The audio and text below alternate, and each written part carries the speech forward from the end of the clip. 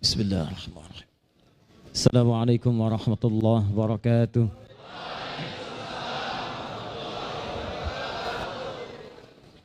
Alhamdulillahi wa kafa. Wassalatu wassalamu ala rasulillahil mustafa wa ala alihi wa sahbihi wa man wafa. Amma ba'd, fa ya ibadallah, usi nafsi wa iyyakum bitaqwallahi faqad fazal muttaqun. فلا تموتن إلا وأنتم مسلمون. فقال تعالى: يا أيها الذين آمنوا اتقوا الله حق تقاته ولا تموتن إلا وأنتم مسلمون. Saudara-saudariku, keluargaku, saya katakan keluarga karena di tanah ini saya dilahirkan. Jadi kalau ada yang bertanya, kenapa Ustadz Adi datang ke Banten? Jangan katakan saya ingin sekedar ceramah, tapi katakan Ustadz Adi pulang ke tanah kelahirannya. Kenapa mengambil tanggal 11 September? Karena tanggal ini saya dilahirkan di tanah kelahiran ini. Karena itu kalau saya datang 11 September ke daerah Banten, maka saya akan kembali ke tanah kelahiran yang kita banggakan. Dan di tanah kita inilah kemudian dikenal dengan dua hal utama sampai ke level dunia. Banten kalau tidak dikenal dengan pejuangnya, maka dikenal di dunia dengan ulamanya. Saudara-saudara sekalian, keluargaku yang mulia, sudah tercatat dalam sejarah bahwa di antara ulama-ulama besar yang tumbuh di Nusantara, terkhusus di Indonesia, sampai dengan bahkan datang ke Mesir, sampai dengan bahkan datang ke wilayah Arab, di antara guru besar mereka seluruhnya adalah satu yang kemudian diabadikan namanya, diangkat menjadi Imam Masjid Al-Haram, ditulis berbagai karya tulis ilmiah tentang biografinya, adalah terlahir di tanah Banten, terkhusus dari wilayah Serang, dari daerah Tanara. Saking besarnya pengaruh Banten, maka nama daerahnya dilekatkan pada namanya. Namanya Syekh Nawawi, asalnya dari Banten, maka dikenal dengan Syekh Nawawi Al-Bantani. Lahir tahun 1320 Hijrah, bertepatan dengan 1813 Masehi. Beliau kemudian pernah diangkat jadi imam besar di Masjid Al-Haram. Mengaji kepada beliau Syekh Mahfud At-Tarmasi, mengaji kepada beliau Syekh Khalil Al-Bangkalani, mengaji kepada beliau Syekh Muhammad Hashim Al-Ash'ari yang mendirikan Nahdlatul Ulama tanggal 31 Januari tahun 1926. Mengaji kepada beliau Kiai Haji Ahmad Dahlan yang mendirikan Muhammadiyah tanggal 18 November tahun 1912. Kiai Haji Ahmad Dahlan, Kiai Haji Muhammad Hashim bin Ash'ari, dua-duanya sebelum berangkat ke Mekah mengaji kepada Kiai Haji Soleh Darat di Semarang. Kiai Haji Soleh Darat muridnya Kiai Haji Syekh Nawawi Al-Bantani. Jadi kalau kemudian kita saat ini hadir di tanah Banten, lahir di tempat ini, tanah yang kita cintai, maka kita patut berbahagia bahwa di antara sekian ulama besar yang tumbuh di muka bumi, salah satunya berasal dari tanah Banten, dikenal dengan Syekh Nawawi Al-Bantani. Takbir. Jadi kalau ada orang Banten tidak cinta ulama, orang Banten tidak menjaga ulama, orang Banten tidak melahirkan ulama, itu artinya bukan Banten yang sesungguhnya. Karena itu berbahagialah saudara-saudariku, di antara ciri kelahiran para ulama, kata Nabi SAW dalam hadis riwayat Ibnu Majah, nomor hadis 233, diriwayatkan oleh seorang sahabat bernama Abu Darda. Di antara ciri kelahiran ulama adalah penuhnya majlis ilmu yang dihadiri oleh orang-orang yang belajar serius di dalamnya. Qala Rasulullah sallallahu alaihi wasallam, man salaka tariqan yaltamisu fihi ilma, sahhalallahu lahu tariqan ilal jannah, wa innal malaikata la tad'u ajnihataha ridan li talibil ilmi, wa innal ulama'a warathatul anbiya, wa innal anbiya'a la yurithuna dirhaman wala dinara walakinnahum yurithuna al-ilma fahadzuhum fatamassakuhum bihadhin wafir. Siapapun, kata Nabi SAW, yang menyiapkan dirinya, melangkahkan kakinya menuju pada majlis ilmu, walaupun dia belajar sedikit dari tuntunan agamanya, Maka apa yang disampaikan Nabi? Setiap langkah yang dilangkahkan ke majelis ilmu, kata Nabi, akan langsung dicatat oleh Allah Subhanahu wa taala untuk meringankan langkah para penuntut ilmu menuju surganya Allah Subhanahu wa taala. Catat keluargaku sekalian, di hari ini 1 Al-Muharram 1440 Hijrah, hari yang baru, di bulan yang baru, di tahun yang baru, dari sekian hamba-hamba Allah yang beraktivitas, ada yang berlibur, ada yang tamasya, ada yang senang-senang. Masya Allah, Anda langsung yang terpilih oleh Allah Subhanahu wa taala datang ke masjid ini dengan niat menuntut ilmu. Maka saya bermohon pada Allah Subhanahu wa taala, di tanah para ulama, di Masjid Banten ini, saya bermohon semoga dengan itu kita insya Allah akan diringankan langkahnya di surga Allah Subhanahu wa taala. Belum selesai kalimat hadisnya. Wa innal malaikata la tadau ajnihataha ridan li talibil ilmi. Kalau para penuntut ilmu mengetahui sejak dia berangkat dari rumahnya atau tempat dia tinggal, maka malaikat sudah membentangkan sayapnya memberikan ridha kepadanya. Allahu Akbar. Ini masih untung nih malaikatnya tidak ditampakkan. Coba kalau ditampakkan. Ada yang begitu, ada yang berangkat sudah melihat malaikat Jibril di sampingnya. Allah. Itu yang kelihat kalau Jibril, kalau malaikat Israel repot kita. Karena itu malaikat dibuat gaib supaya nyaman kita menikmatinya. Ridhan li talibil ilmi, ridha diturunkan. Kata para ulama, kalau ridha malaikat diturunkan maka 3 yang diberikan. Ridha malaikat bermakna 3 ma'ani. Ridhanya malaikat turun 3 makna. 1, qad ya'ti bimakna al-istijabati minad du'a. Bisa berarti jawaban, mengaminkan doa-doa yang kita mohonkan. Karena itu saya pesankan, dimanapun Anda mengaji, ustadz manapun yang mengisi, ketika akan berangkat ke majlis ilmu, isi dengan doa, isi dengan salawat pada Nabi Sallallahu Alaihi Wasallam. Maka ketika Anda bermohon kepada Allah, kata Nabi Sallallahu Alaihi Wasallam langsung mengatakan ridwan li talibil ilmi, maka seketika doanya diaminkan oleh para malaikat. Barangkali ini cara Allah mengabulkan doa-doa yang pernah Anda mohonkan, tapi barangkali belum didapatkan hasilnya. Ada yang minta anaknya jadi penghafal Quran, ada yang minta disukseskan, ada yang minta rizkinya dimurahkan, ada yang minta macam-macam ingin diberikan. Maka boleh jadi saat inilah kemudian Allah memperkenankan hadir di sini untuk mengabulkan doa-doa kita semua insyaallah. 2, tidak disebutkan ridha lil malaika atau ridha minal malaikah kecuali menunjuk pada makna yang kedua, yaitu talabul maghfirah minallahi subhanahu wa ta'ala. Permohonan malaikat kepada Allah untuk mengampuni seseorang yang diberikan ridha itu. Kata Nabi, orang yang berangkat ke majlis ilmu akan diberikan ridha langsung oleh malaikat. Kata para ulama, di antara makna ridha adalah ampunan. Permohonan ampunan yang ditujukan kepada Allah langsung dari malaikat. Jadi begitu Anda berangkat tadi, di perjalanan Anda menuju kemari, sampai duduk di majlis ini, maka malaikat mengatakan kepada Allah, ya Allah ampuni si fulan, ya Allah ampuni si fulan, ya Allah ampuni si fulan. Karena itu tercatat dalam hadis sahih bahwa seorang pemaksiat, ahli maksiat, kalau sekarang ada yang pernah maksiat, sudah ketinggalan jauh, sudah keduluan oleh orang yang pernah bermaksiat ini. Dia pernah membunuh, tidak tanggung-tanggung, yang dibunuh 100 orang.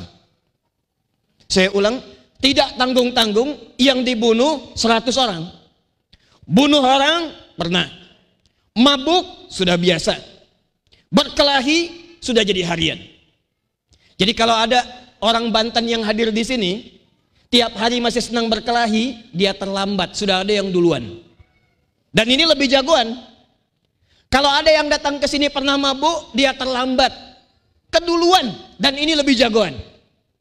Ini bunuh orang 100 orang, mabuk hampir tiap hari, berkelahi tidak terhitung, tapi sayangnya Allah kepada setiap hambanya selalu ada kesempatan untuk kembali kepada Allah Subhanahu wa ta'ala. Satu kali terfikir untuk berubah, datang kepada seorang syekh, saya ingin berubah jadi orang baik, saya ingin hijrah, kata orang ini.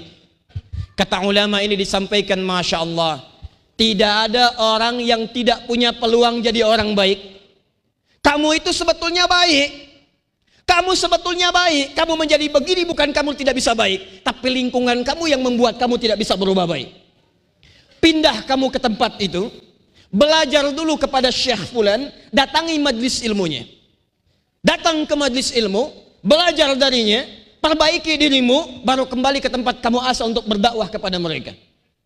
Teman-teman sekalian, saudara-saudari keluargaku, berangkat orang ini ke majelis ilmu, di jalan dia isi dengan taubat. Ya Allah, ampuni saya ya Allah. Ya Allah, ampuni saya ya Allah. Astagfirullah, astagfirullah, astagfirullah. Jalan dia ke majelis ilmu, malaikat memohonkan ampunan kepada Allah untuknya. Allahumma ighfir lahu ya Rabb.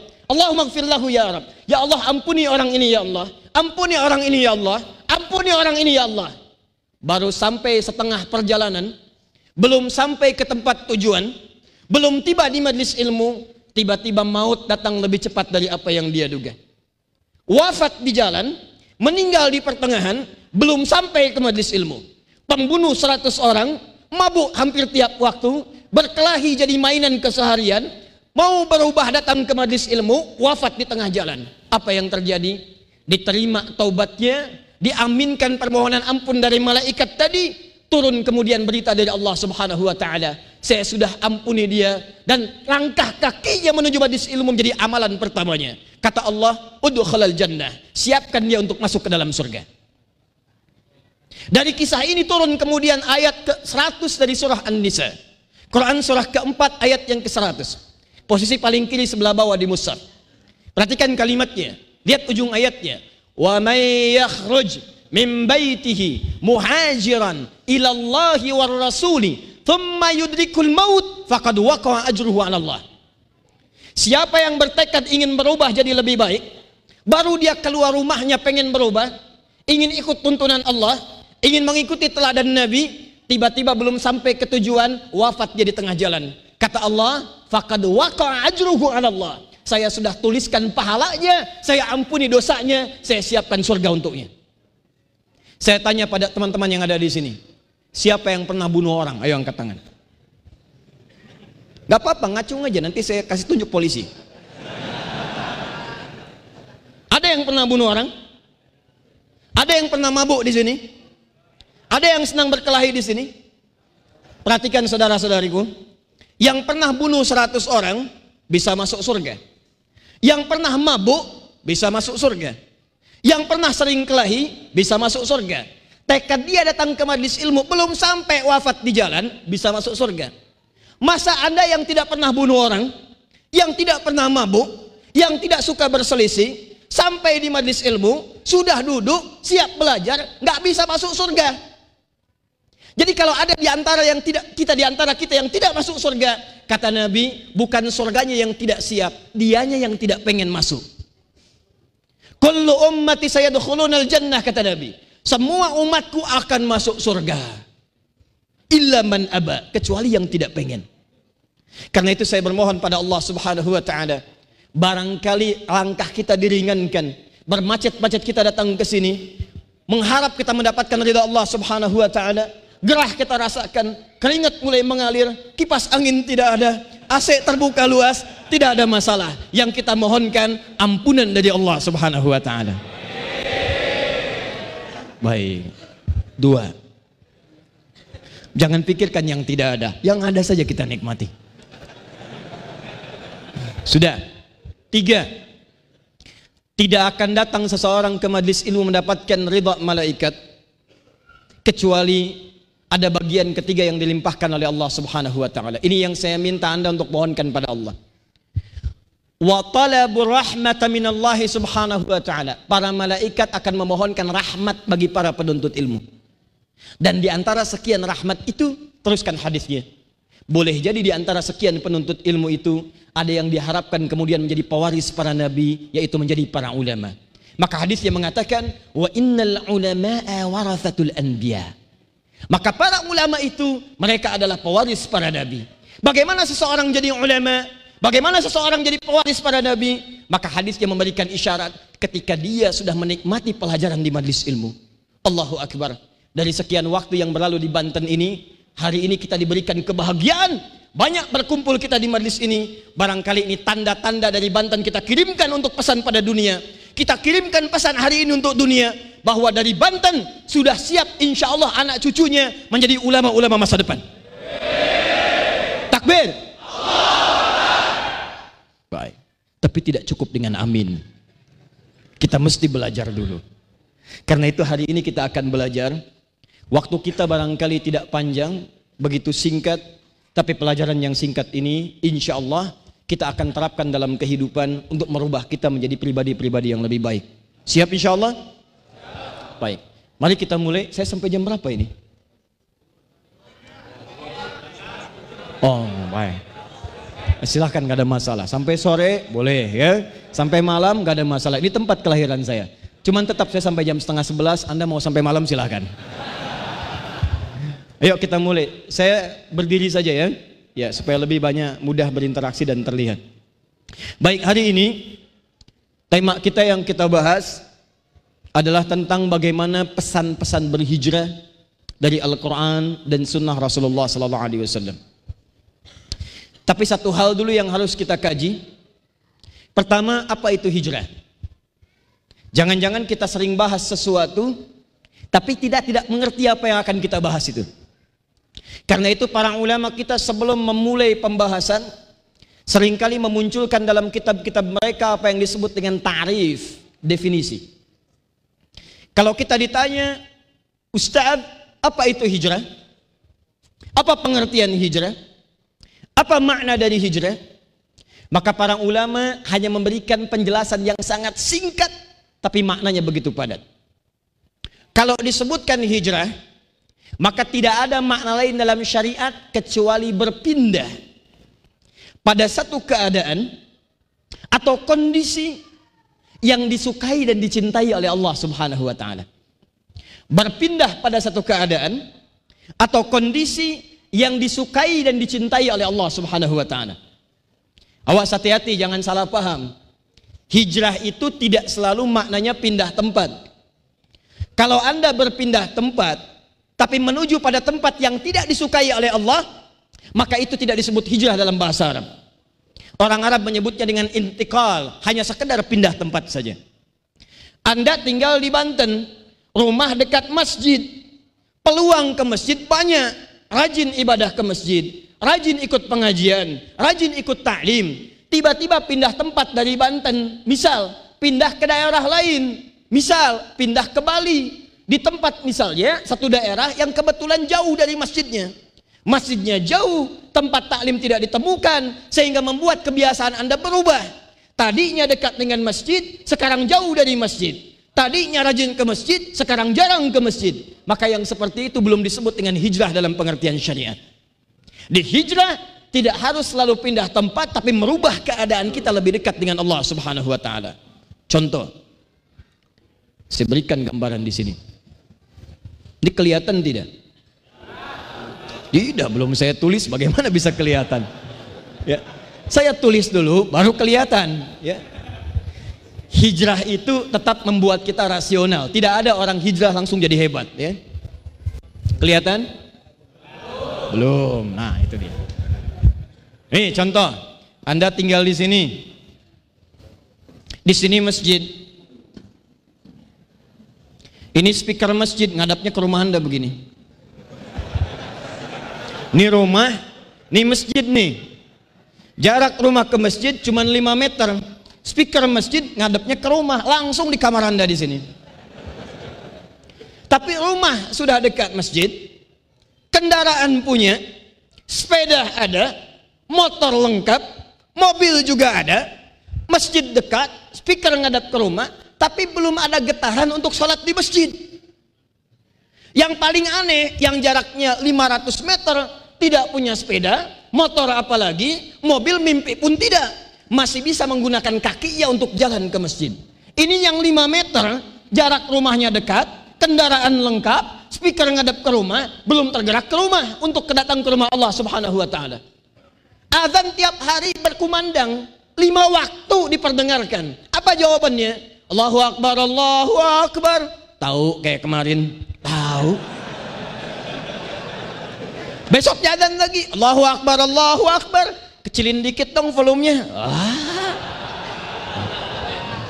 Ini yang repot. Tapi sayangnya Allah pada setiap hamba, jangankan yang begini, Fir'aun saja. Jangankan yang begini, Fir'aun saja. Kenal Fir'aun? Ayo kenal. Aduh, yang sebelah sana kenal Firaun. Tuh, semuka bumi tidak ada yang menyaingi orang Banten. Cuman orang Banten yang kenal Firaun. Orang Serang tak. Firaun saja jahatnya luar biasa. Coba lihat. Hobi Firaun itu, ini hobi nih.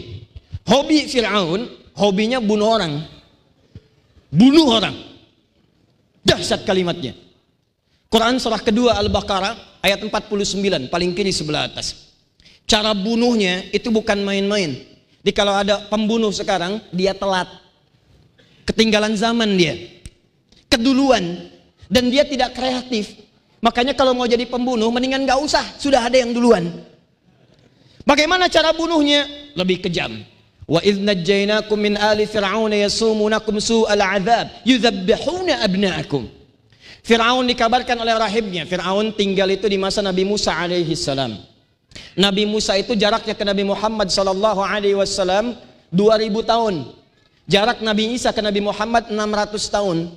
Di zaman Nabi Musa muncul Firaun 2000 tahun sebelum lahir Nabi Muhammad sallallahu alaihi wasallam. Jarak kita ke Nabi Muhammad 15 abad, 1500 tahun. Jarak kita ke Firaun 3500 tahun. 3500 tahun yang lalu sudah ada seorang manusia yang bengal, seorang yang bengis, seorang yang kejam. Kata Allah ketika diinfokkan, hei Firaun, kata dukunnya, akan lahir nanti seorang anak, kemungkinan dia menghancurkan kerajaanmu. Maka apa kata Firaun? Setiap ibu yang tengah kelihatan mengandung, maka mesti didampingi oleh 2 orang algojo. 2 algojo. 1 pengamat. Pengamat kelahiran. Sekarang ada pengamat cuaca. Sekarang ada pengamat politik. Sekarang ada pengamat ekonomi. Zaman Firaun, pengamat kelahiran. Lihat siapa yang borojol. Lihat siapa yang dilahirkan. Kalau yang lahir laki-laki, ini persoalannya. Yudzabbihuna abna'akum. Algojo kedua, siapkan pisau khusus. Ambil anaknya, kemudian langsung sembelih di hadapan ibu yang baru melahirkannya. Perhatikan, Firaun. Kurang kejam apa lagi? Nyembelihnya bukan nyembelih biasa, karena di Quran ada 2 kata sembelihan. 1 nahara, nun hara. Inna a'tainakal fasalli li rabbika wan. Kenapa menggunakan kata nahara? Karena yang disembelih di sini maksudnya unta. Unta disembelih tidak dijatuhkan terlebih dahulu, tapi unta disembelih dalam keadaan berdirinya. Jadi untanya dipanggil datang, unta tarik. Kalau pedangnya kemudian panjang, tinggal sabet begini. Kalau pisaunya kecil, nanti insya Allah Anda main ke kakia. Misal, yang belum haji, belum umrah, saya doakan insya Allah mudah-mudahan cepat berangkat. Ya. Dan tidak cukup dengan amin, nabung, rencanakan berangkat, perbanyak doa, insya Allah. Ya. Amin sampai kiamat kurang 2 hari, kalau nggak ada tabungan nggak akan berangkat. Ya. Ayo Bismillah. Lihat sini. Kalau pisaunya kecil, tempelkan di kerongkongannya, gesek begini, selesai. Unta tidak dijatuhkan, disembelih dalam keadaan berdiri. Tapi kalau sembelihannya dijatuhkan, kerbau, sapi, kambing, ayam, dan sejenisnya, jatuhkan, sembelih hewannya. Maka orang Arab menyebutnya dengan dzabaha. Dzal, ba, dan ha. Dzabaha, dzal, ba, ha.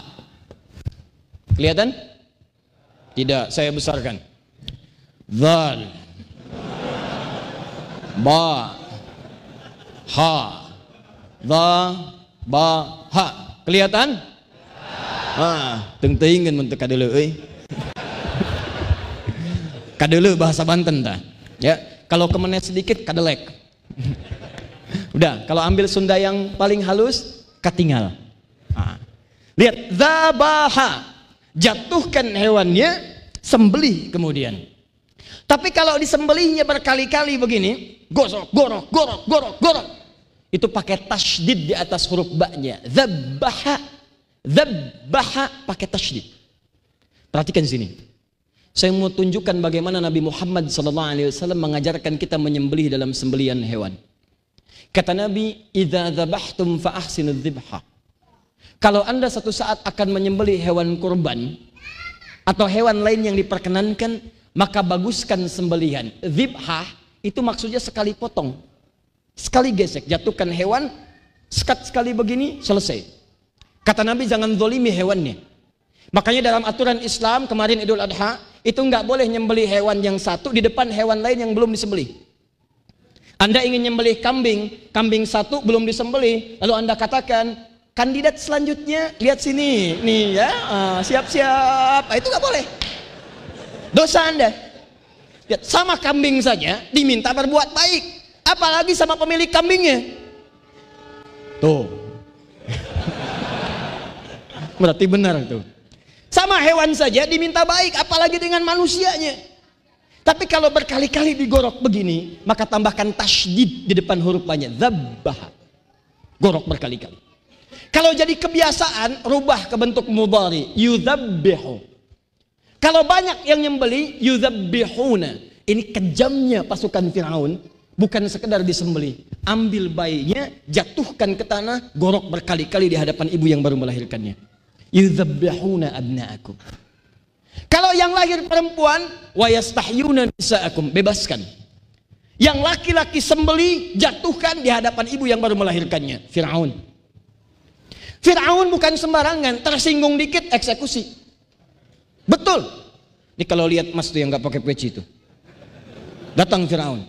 Saya nggak suka dengan rambutnya tuh. Saya nggak suka. Tolong pisahkan kepala dari badannya. Bukan nyuruh dicukur, pisahkan kepala dari badannya. Tapi orang kejam ini, tukang bunuh, kata-katanya luar biasa mengancam, taruhannya bukan cuma persekusi tapi eksekusi. Apa yang terjadi? Allah tetap menurunkan rahmatnya pada setiap hamba. Sepanjang nyawanya belum masuk ke kerongkongan, ada kesempatan dia untuk berubah. Rahmat Allah mengalahkan kepada murkanya. Berikan jalan untuk berubah.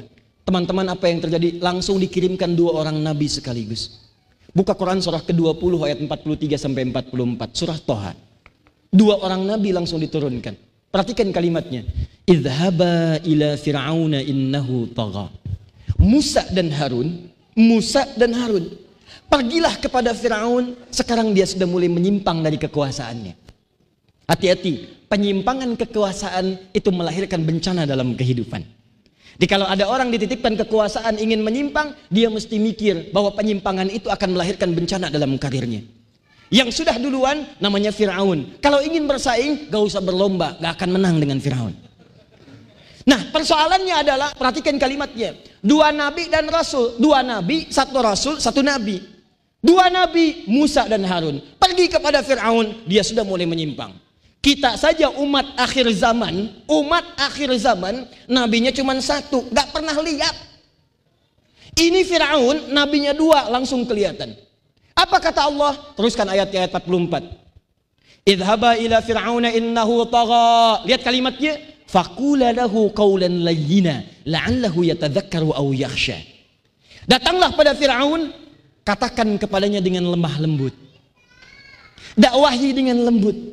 Boleh jadi dengan kelembutan itu dia mulai merasakan sadar dan takut kepada Allah Subhanahu wa taala. Saudara-saudariku, keluargaku, tolong perhatikan dengan baik. Seorang Firaun saja, ahli maksiat, seorang pembunuh, seorang yang kata-katanya begitu dahsyat, masih diberikan kesempatan oleh Allah untuk berubah. Dikirimkan 2 orang nabi dan dikatakan kepadanya, katakan dengan penuh lemah lembut. Anda ini bukan Firaun. Anda tidak seperti Firaun. Jauh dari pengaruh tadi, jauh dari tindakan-tindakan yang disebutkan dalam Quran tadi. Nah, masa kita yang bukan Firaun, masa kita tidak sekejam Firaun, perbuatan jauh dari penyimpangan yang tadi, tidak mendapatkan petunjuk dari Allah Subhanahu wa taala. Persis seperti ini. Rumah dekat masjid, jarak cuma 5 meter, yang tadinya tidak senang dengan suara-suara yang muncul dari masjid, tidak senang dengan menunaikan salat berjamaah, belum tentu keadaan itu akan berlalu sampai dengan wafatnya kepada Allah Subhanahu wa taala. Akan tiba masa datang hidayah dari Allah Subhanahu wa taala, memberikan jalan untuk kembali mendekat kepada Allah. Tiba-tiba terfikir satu saat mendengar ceramah sampai ke telinganya, dia katakan, aduh, bagaimana kalau saya meninggal dalam keadaan mendengar suara azan saya tidak ke masjid? Terfikir dalam dirinya, kemudian dia ingin berubah. Mulai hari ini saya ke masjid. Allahu Akbar, Allahu Akbar. Siap, saya datang. Wudu. La ilaha illallah. Siap berangkat. Begitu mau berangkat, muncul tayangan di TV. Apa judul di TV-nya? Wah, pertandingan bola siap dimulai. Antara Indonesia lawan Malaysia. Begitu mau berangkat ke masjid, TV bersuara. Yuk, ayo, ayo, ayo, ayo, ayo, diajak nonton tuh. Muncul dua pilihan. Ayo ke masjid, ayo nonton. Mana yang dia pilih?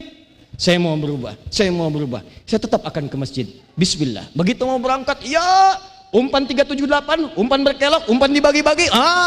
Mundur lagi ke belakang, lihat apa yang akan terjadi. Naik turun, naik turun, naik turun. Bismillah, masjid. Saya takut begitu melihat TV, diwafatkan saya pada saat itu. Berangkat dia ke masjid, mendapatkan rakaat pertama, imamnya sedang menunaikan sholat. Begitu dia mulai ke masjid, itu yang disebut dengan hijrah. Dia tidak harus berpindah tempat, tapi dia merubah keadaannya yang tadinya tidak ke masjid, dia mulai berubah mendekat kepada Allah dengan menunaikan sholat berjamaah.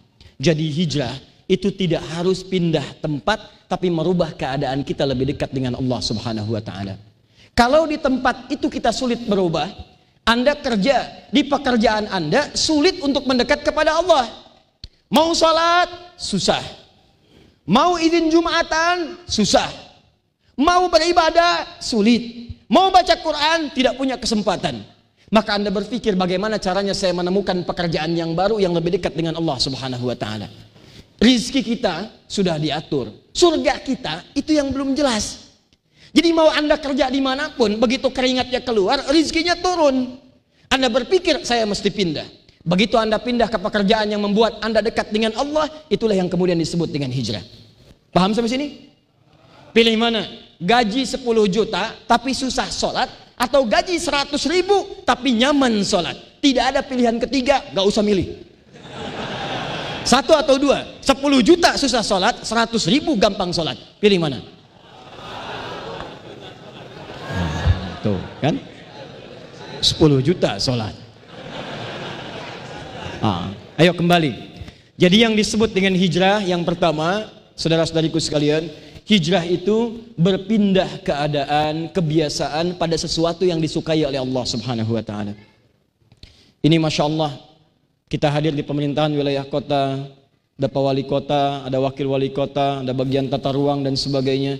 Ini kalau masjid ini yang di bawah sorotan dan pengawasan misalnya pemerintahan kota dibuat untuk mendekatkan diri kepada Allah, setiap dituliskan Pak kebijakannya, misal dituliskan khusus, misal waktu-waktu sholat karyawan minta sholat berjamaah ke masjid.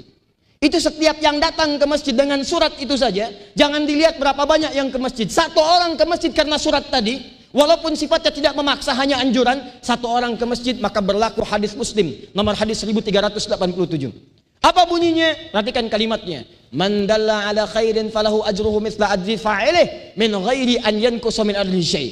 Siapa yang memfasilitasi pada kebaikan, walaupun cuma menunjukkan tempatnya saja, kemudian dikerjakan kebaikan itu, maka dia mendapatkan pahala yang sama dengan yang mengerjakannya. Anda bisa bayangkan, ditulis kebijakan. Waktu sholat, dianjurkan karyawan berhenti menunaikan sholat berjamaah. 3 orang melihat sholat itu. Datang dia ke masjid, tunaikan sholat. Bukan cuma sholatnya, dia baru masuk masjid saja di hadis Muslim mendapatkan 25 kebaikan. 25 itu hitungannya 1 ke 2 500 tahun, 2 ke 3 500 tahun, 3 ke 4 500 tahun, 4 ke 5 500 tahun, sampai ke 25-nya. Baru masuk dapat 25 kebaikan. Yang tanda tangan surat dapat pahala yang sama tanpa dikurangi sedikit pun. Masuk masjid, dia sholat, tahiyatul masjid. Nunggu itikaf, tahiyatul masjidnya, itikafnya, yang tanda tangan surat dapat pahalanya tanpa sedikit pun dikurangi. Dia sholat, dapat lagi pahalanya. Dia baca Quran setiap hurufnya. At-Tirmidzi nomor hadis 2910. Man qara'a harfan min kitabillahi falahu asyru hasanat. Siapa yang baca 1 huruf dari Al-Quran, 1 huruf, nun, 1 huruf, dituliskan 10 kebaikan untuknya.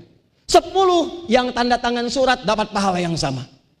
Allahu Akbar. Kata Nabi, walam akul alif lam mim harfun. Saya tidak katakan alif lam mim 1 huruf, walakin alifun harfun, lamun harfun, mimun harfun, walikuli harfin asyru hasanat. Tapi alif 1 huruf, lam 1 huruf, mim 1 huruf. Baca alif lam mim, setiap hurufnya 10 kebaikan. Anda cuma tanda tangan, datang orang baca Quran, begitu baca dapat bagiannya. Masya Allah. Saya masuk, siapa yang tanda tangan? Si fulan. Gak usah banyak-banyak buat dia mah, 1 huruf saja. Nun. Tuh, Lumayan. Jadi hijrah itu berlaku untuk setiap kita. Bukan cuman karyawan, pimpinan hijrah, karyawan hijrah, ibu rumah tangga hijrah, ustadz hijrah. Jangan dikira jadi ustadz itu jauh dari godaan setan. Barangkali ustadz itu lebih banyak digoda setannya dibandingkan dengan jamaahnya. Tidak mudah. Bahkan hisab pertama yang diberlakukan itu berlaku bagi 3 kalangan. Salah satunya ustadz. Di hadis Muslim, Abu Daud, Ibnu Majah, An-Nasai disebutkan 3 golongan yang pertama kali akan dihisab. Mujahid fi sabilillah, yang merasa berjuang dengan karena Allah Subhanahu wa taala. Yang kedua, seorang ahli Quran yang mengamalkan ilmunya dengan mengajar, ustadz, syekh, alim, ulama, habib.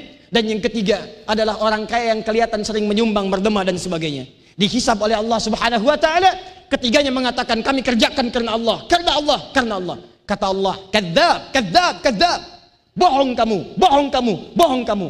Kalian beramal itu bukan karena aku, tapi kalian beramal karena ingin dipuji oleh orang lain. Kalian beramal karena ingin disebut ustadz yang paling hebat, alim. Kamu beramal karena ingin disebut dermawan. Malaikat tarik ubun-ubunnya, lemparkan ke dalam neraka. Neraka tuh. Jadi tidak mudah teman-teman sekalian. Karena itu bagian pertama, kalau disebutkan hijrah, tidak ada lain ajakan untuk kembali pada ketentuan dan ridha Allah Subhanahu wa taala. Siap insyaallah? Siap insyaallah?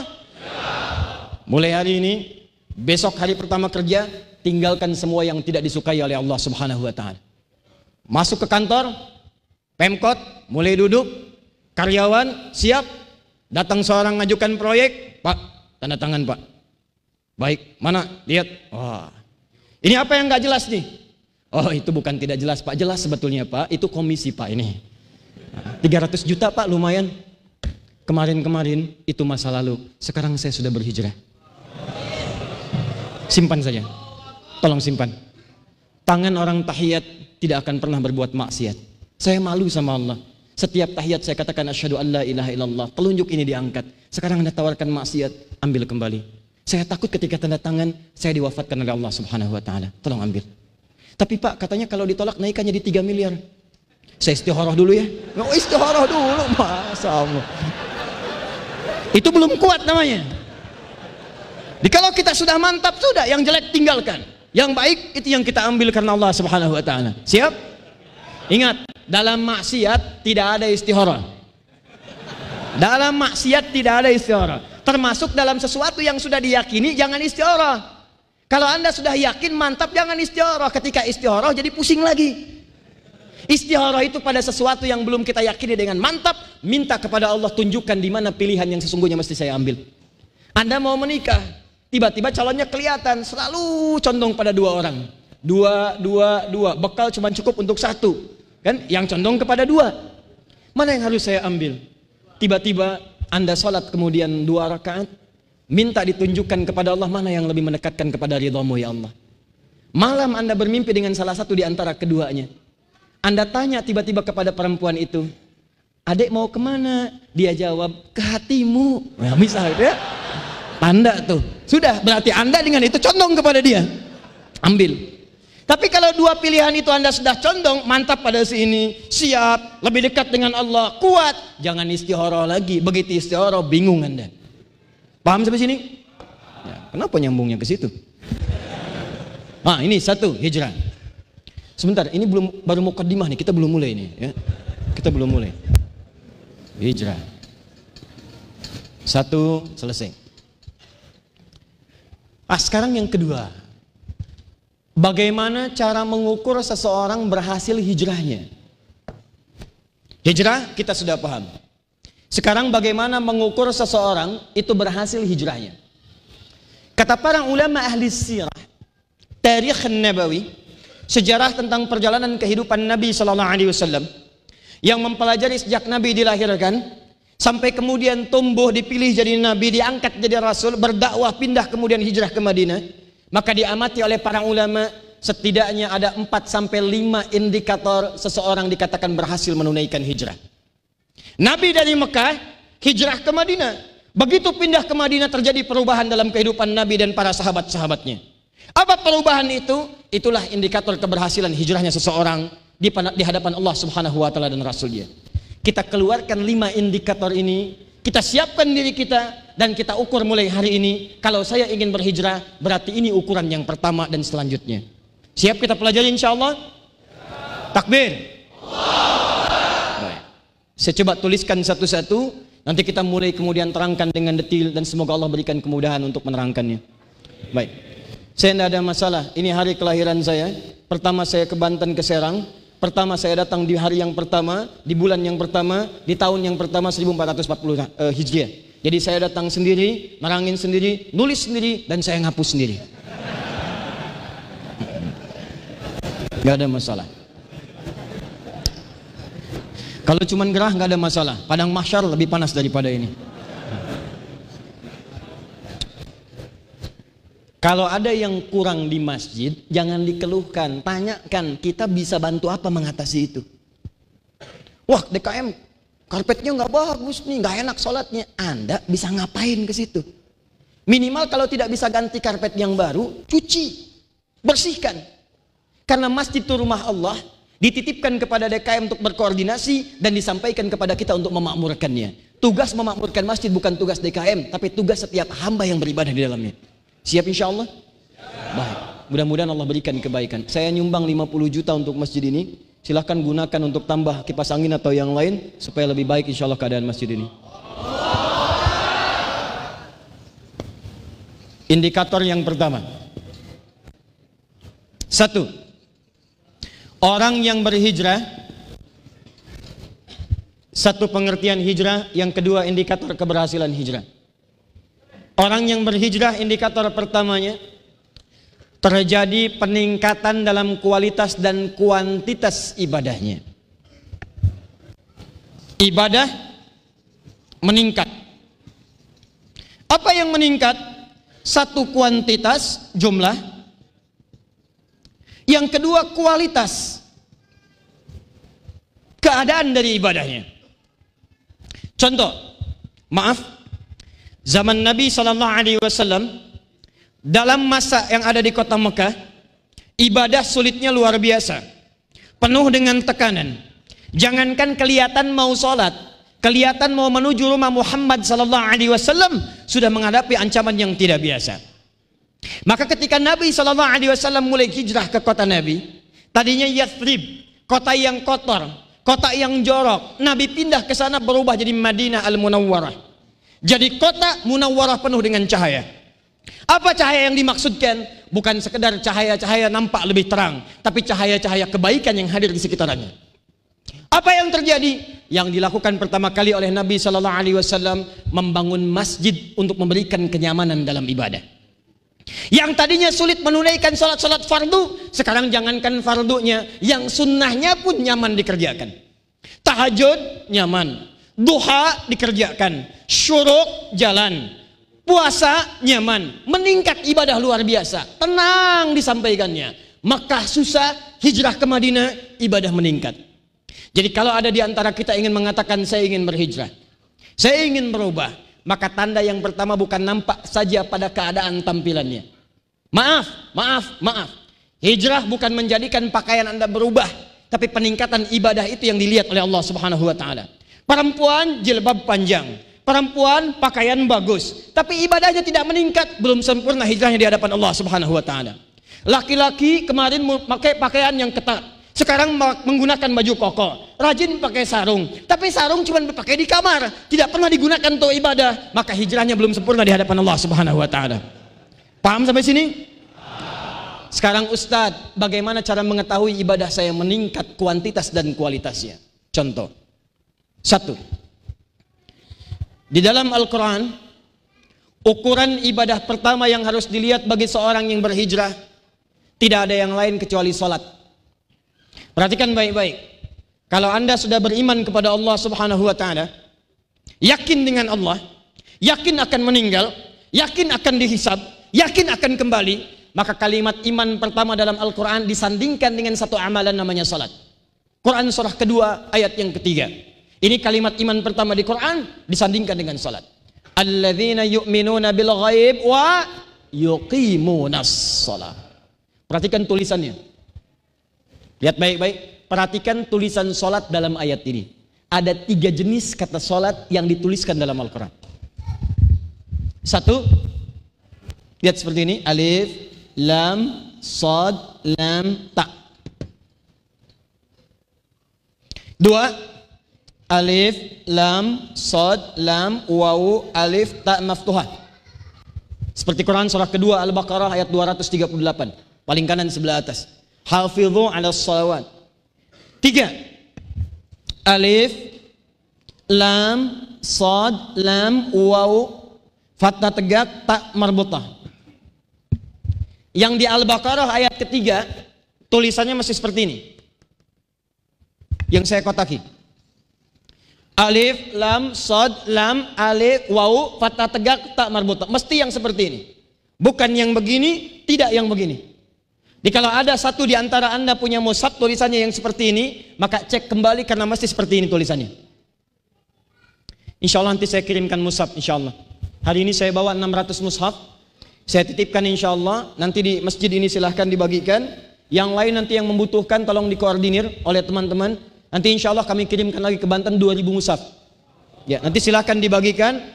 Saya dengan harapan kita sama-sama ingin lebih dekat dengan Allah Subhanahu wa taala. Mudah-mudahan kita targetkan tahun depan 2019 ganti status menjadi ahli Quran. Siap insya Allah? Takbir. Lihat sini. Kalau dituliskan begini, alif, lam, shad, lam, alif, ta marbutah. Yang di luar yang tidak terlihat papan tulisnya, alif, lam, shad, lam, alif, ta marbutah. Itu artinya 1 kali sholat saja. Sekali. Mufrad singular.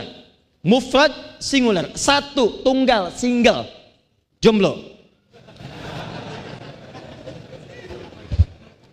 Ya. Tapi jomblo sekarang sudah banyak. Nanti lain waktulah kita bahas ya. Baik. Ada jomblo fisabilillah, ada jomblo syariah, ada jomblo sengketa. Ya. Lain waktu. Dan lihat sini. Kalau dituliskan yang kedua, alif, lam, shad, lam, kemudian wawu, alif tegak, ta maftuha, taknya kebuka. Maka itu yang dimaksudkan jam'ul mahdud. Bentuk jamak tapi terbatas. Bentuknya jamak, lebih daripada 1, lebih daripada 2, cuman punya batasan. Tidak boleh lebih dari batas itu, tidak boleh kurang dari batasan itu. Nah, kalau dalam bahasa syariat ditarik ke istilah Al-Quran, dituliskan yang seperti ini, maksudnya sholat fardu. Sholat fardu. Fardu itu jumlahnya berapa waktu? Berapa rakaat? 17. Kalau 5 jama' atau tunggal? Jama'. Banyak atau sedikit? Banyak, tapi dibatasi. 5 waktu saja. Subuh, zuhur, asar, maghrib, isya. Jangan lewat, jangan kurang. Kurang dari 5 tidak sempurna. Lebih banyak daripada 5 terlampau soleh. 5. Turun ayat Quran surah kedua Al-Baqarah ayat 238. Paling kanan sebelah atas. Hafidhu 'alas shalawat. Jaga waktu-waktu salat. Apa yang dimaksud waktu salat di sini? Salat fardu dari subuh sampai dengan isya'nya. Tapi kalau disebutkan yang ini, alif, lam, shad, lam, wawu, fathah tegak, tak marbutah. Itu artinya jam'un ghairu mahdud. Jamak tanpa batas. Lebih daripada yang dibatasi. Batasnya yang fardu berapa tadi? 5. Berapa rakaat? 17. Disebutkan dengan kalimat yang kedua, tanpa batas. Kalau melewati batas, sholat apa yang disebut setelah sholat fardu? Perhatikan baik-baik. Orang yang hijrah, hubungannya lebih dekat dengan Allah. Kata Allah, dia bukan sekedar menunaikan sholat yang biasa standar sifatnya, tapi meningkat jumlah sholat yang biasa ia tunaikan dengan mengerjakan sholat-sholat sunnahnya. Jadi kalau Anda mau hijrah, masih mengerjakan sholat yang fardu, itu belum hijrah namanya. Jangankan Anda, anak kecil yang 5 tahun, nih kami punya anak nih, anak pertama, Muhammad Hamilul Quran, dipanggil Amil. 5 waktu dia sholat Pak, masih 5 tahun. Anak teman-teman yang lain juga begitu, ada yang 4 tahun, ada yang 5 tahun. Dia subuh ikut sholat, zuhur ikut sholat, asar dia sholat, maghrib dia sholat, isya dia sholat. Padahal dia belum balik, hisab belum berlaku baginya. Ikut dia 5 waktu. Anda sudah 15 tahun, 25 tahun, 35 tahun, 45 tahun, 50 tahun, masih 5 waktu juga. Apa bedanya Anda dengan anak 5 tahun? Nah sekarang lihat, jadi kalau disebutkan 5 waktu itu sholat standar namanya. Perhatikan baik-baik. Standar sholat berapa waktu? 5 waktu. Masya Allah. 5 waktu, apa yang disebut dengan 5 waktu? 5 ini tunaikan sesuai dengan waktunya. Awas, bukan cuma dihafal. Subuh, zuhur, asar, maghrib, isya, 2, 4, 4, 3, 4, hafal. Tapi yang disebut 5 waktu, 5 ini tunaikan sesuai waktunya. Kapan waktunya? Muncul keterangan dalam Al-Quran. Perhatikan, hati-hati. Quran surah keempat ayat 103. Paling kanan agak sedikit ke atas. Innas salata kanat alal mu'minina kitaban mawquta. Sungguh salat-salat itu yang fardu ini sudah ditetapkan waktunya bagi orang-orang beriman. Dalam bahasa bebasnya kata Allah, dalam bahasa bebasnya orang beriman itu pasti tahu waktu salat. Jadi kalau ada di antara kita belum tahu waktu salat, ini menunjukkan imannya bermasalah. Contoh, subuh jam berapa? 4, 4, 4, 4, 5, 4, 50. Ayo ada yang lain? Silakan, boleh. Tanya kawan, telepon teman. 4, 3, lihat ke sini, jangan ke sana, sini. 437, 445, ini wajar lah, nggak apa-apa. Terjadi perbedaan pendapat di wilayah Banten tentang waktu sholat subuh. Kalau yang datang berbeda-beda dari berbeda lokasi. Ini tandanya yang datang ke sini bukan cuma wilayah Serang saja, bisa berbeda-beda. Saya ambil pertengahan misalnya, 437, misal. Waktu sholat subuh 437. Waktu Indonesia bagian barat plus S Serang. Lihat sini. Subuh 437. Allahu Akbar, Allahu Akbar. 437. Begitu Anda berkumandang, artinya Anda sudah siap-siap untuk menunaikan sholat. Nah kalau Anda siap-siap sholat jam 4.37, itu berarti sholat Anda standar. Nih. Masih standar. Jangan dulu bangga. Karena masih levelnya standar. Anda kerja jam 7, datang kantor jam 7, standar kan? Apa yang mau dibanggakan? Saya datang sekarang pagi-pagi nih jam 7. Emang waktu kerjanya jam 7, Anda datang jam 7. Waktu subuh 4.37. Anda sudah siap-siap 4.37, standar. Sekarang kalau Anda ingin hijrah, adzan subuh 4.37, bangun dari jam 3. Anda bangun jam 3.47. Masya Allah. Anda mandi, wudhu, salat kemudian tahajud sedapatnya. Tutup dengan witir kemudian istighfar. Astagfirullah, astagfirullah, nunggu subuh. Begitu Anda sudah bisa melakukan hal demikian, maka jaminan langsung diturunkan oleh Allah Subhanahu wa taala. Orang yang mau merubah hidupnya bangun lebih awal daripada subuh, kemudian dia tunaikan salatnya, menunaikan salat sebelum subuhnya dengan arti tahajudnya. Setelah tahajud dia perbanyak istighfar, maka di akhirat Allah sediakan surga khusus bagi orang ini, disebut dengan taman surga. Surga ahli orang tahajud. Buka Quran surah 51 ayat 15 sampai 23. Paling kanan dari atas sampai ke pertengahan. Lihat baik-baik kalimat Qurannya. Innal muttaqina fi jannatin wa uyun. Sungguh sebagian dari orang takwa ada yang akan tinggal di taman surga. Apa keindahan taman surga? Akhidhina ma atahum rabbuhum. Taman surga itu penduduknya akan langsung diberikan segala kenikmatannya oleh Allah tanpa perantara. Kalau surga yang lain yang melayani para pelayan surga, wildanun mukhalladun. Kalau laki-laki dilayani oleh bidadari surga, kalau perempuan pangeran-pangeran surga, cantik gantengnya tak terlukiskan. Jangan dibandingkan dengan yang sedang ceramah atau yang berayang di luaran. Jauh. Mala ainun ra'at wala udhunun sami'at wala khatara ala qalbi bashar. Tidak pernah terlihat di bumi, tidak pernah terdengar kisahnya, dan dilamunkan pun jauh daripada itu semua. Indah surga biasa. Bi'akwabi wa abarika wa ka'simin ma'in. Dia membawa gelas-gelas yang dihiasi dengan emas, dengan berlian yang berkilauan. Tidak pernah didapati di bumi. Gak akan muncul di akhirat gelas mereknya Ahyar TV, gak akan ada. Lain. Tapi surga yang ini, surga ahli tahajud. Itu semua yang diinginkan oleh hamba tanpa perantara, Allah langsung yang memberikannya. Apa amalan orang ini? Innahum kanu qabla dzalika muhsinin. Orang ini saat di dunianya orang-orang yang muhsin. Siapa mereka? kanu qalila minal laili ma yahja'un. Mereka itu sedikit tidurnya. Redaksi Quran. Redaksi Quran sedikit tidurnya, rajin tahajudnya. Kalau Quran sudah menyampaikan kalimat, jangan dikurangi, jangan ditambah. Anda tambah, bergeser maknanya. Kata Allah sedikit tidur, Anda tambahkan sedikit-sedikit tidur. Gak nyampe. Wabil ashari hum yastaghfirun. Menjelang waktu subuh, dia kemudian istighfar kepada Allah. Astaghfirullah, astaghfirullah, astaghfirullah. Ya Allah, astaghfirullah, ya Allah, ya Allah, ya Allah, astaghfirullah. Anda sudah bisa seperti itu, walaupun Anda mulai dengan 2 rakaat. Ingat kalau mulai hijrah itu jangan banyak-banyak dulu. Besok saya hijrah, besok saya hijrah, saya hijrah. Bangun malam, bangun setengah 4, mandi, wudhu, siap sholat, langsung 11 rakaat, 11, bahkan ada yang 23, Allahu Akbar, udah itu ngantuk, capek, bangun jam 8. Dulu, 2 rakaat, mulai. Bacanya nggak usah panjang-panjang, kalau belum biasa jangan panjang-panjang, boleh. Pertama Al-Falaq, rakaat kedua An-Nas. Witir tutup dengan Qul huwallahu ahad, Al-Ikhlas.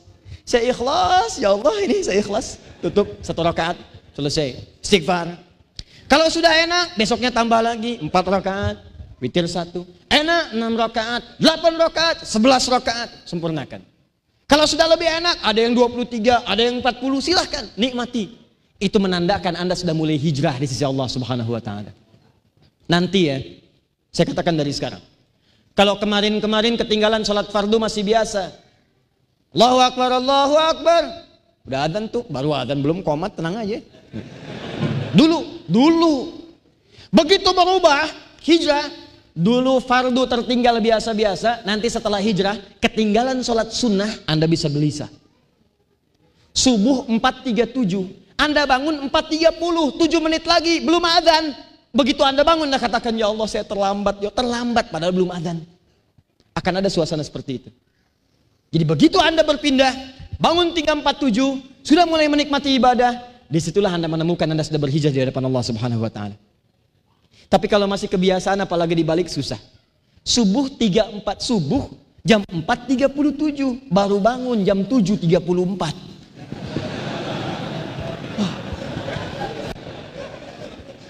Terus pengen masuk surga lagi, itu yang keterlaluan. Ayo, siapa yang tidak punya dosa? Boleh angkat tangan. Yang tidak punya dosa, angkat tangan. Kalau ada saya pulang. Dia lebih berhak untuk mengajar. Yang dosanya dikit, angkat tangan. Yang agak banyak kan? Yang banyak. Oh, susah kita. Saking banyaknya sulit angkat tangan. Nah, sekarang siapa yang mau masuk surga? Yang mau masuk surga angkat tangan. Oh, Masya Allah. Yang surganya Firdaus angkat tangan. Bersama Rasulullah SAW angkat tangan. Oh, ini dia. Tapi aneh. Ngaku banyak dosa, cuman pengen ke surga. Nabi Adam dulu kesalahannya dikit, cuman makan buah kuldi, cuman dikit, keluar dari surga. Antum dosa banyak, pengen masuk. Jadi kalau kita tidak mencontoh Nabi Adam tuh nabi maksum, dijaga dari salah. Cuma kenapa diperkenankan beliau salah? Bukan untuk Nabi Adam, yang untuk anak cucunya yang bukan nabi, yang pernah berbuat salah, dia ingin mencari jalan untuk kembali. Makanya ketika beliau diperkenankan salah, bersamaan dengan itu turun ayat tuntunan tobat. Quran surah kedua ayat 37, paling kiri sebelah bawah. Fatalaqqa Adamu min Rabbihi kalimatin fataba alaihi. Adam menerima tuntunan kalimat tobat dari Allah, maka dia bertobat. Untuk apa kalimat itu disampaikan kepada anak cucunya yang bukan nabi, yang tidak maksum, yang banyak berbuat salah, yang tadi tidak mau mengangkat tangan, dan seterusnya. Jadi kalau Anda pernah berbuat salah, wajar, kita manusia. Yang tidak wajar itu kalau nggak mau tobat. Kalau Anda pernah keliru, Anda manusia. Dalam diri kita ada nafsu, dalam diri kita ada takwa. Di Quran takwa disebutkan 115 kali. Yang diciptakan dengan takwa cuma malaikat. Takwa itu dorongan pada yang baik-baik. Malaikat diciptakan dengan takwa. Jadi wajar kalau malaikat tidak ada yang salah. Quran surah 66 ayat ke-6, paling kiri sebelah atas. La ya'sunallaha ma amarahum wa yaf'aluna ma yu'marun. Malaikat mustahil berbuat salah, tidak akan pernah maksiat, menunaikan pekerjaan sesuai dengan tugasnya. Jibril turunkan wahyu, Malaikat maut nyabut nyawa, Mikail nurunkan rizki, tupoksinya begitu, nggak ada tukeran. Malaikat maut datang ke sini, melihat ahli maksiat, bosan saya nyabutin yang ini, Jibril, entar aja lah, kamu aja cabut duluan, nggak bisa. Jadi kalau malaikat tidak salah, wajar. Malaikat benar terus, jangan dipuji. Kalau ada orang memuji malaikat, nggak ada kerjaan. Hebat ya Jibril, emang hebat. Dia nggak punya potensi salah. Karena itu kalau Anda di rumah tangga suami istri pernah salah, jangan dieksplor kesalahannya karena dia bukan malaikat. Papa kenapa papa seperti itu selalu? Papa kan bukan malaikat. Ayo.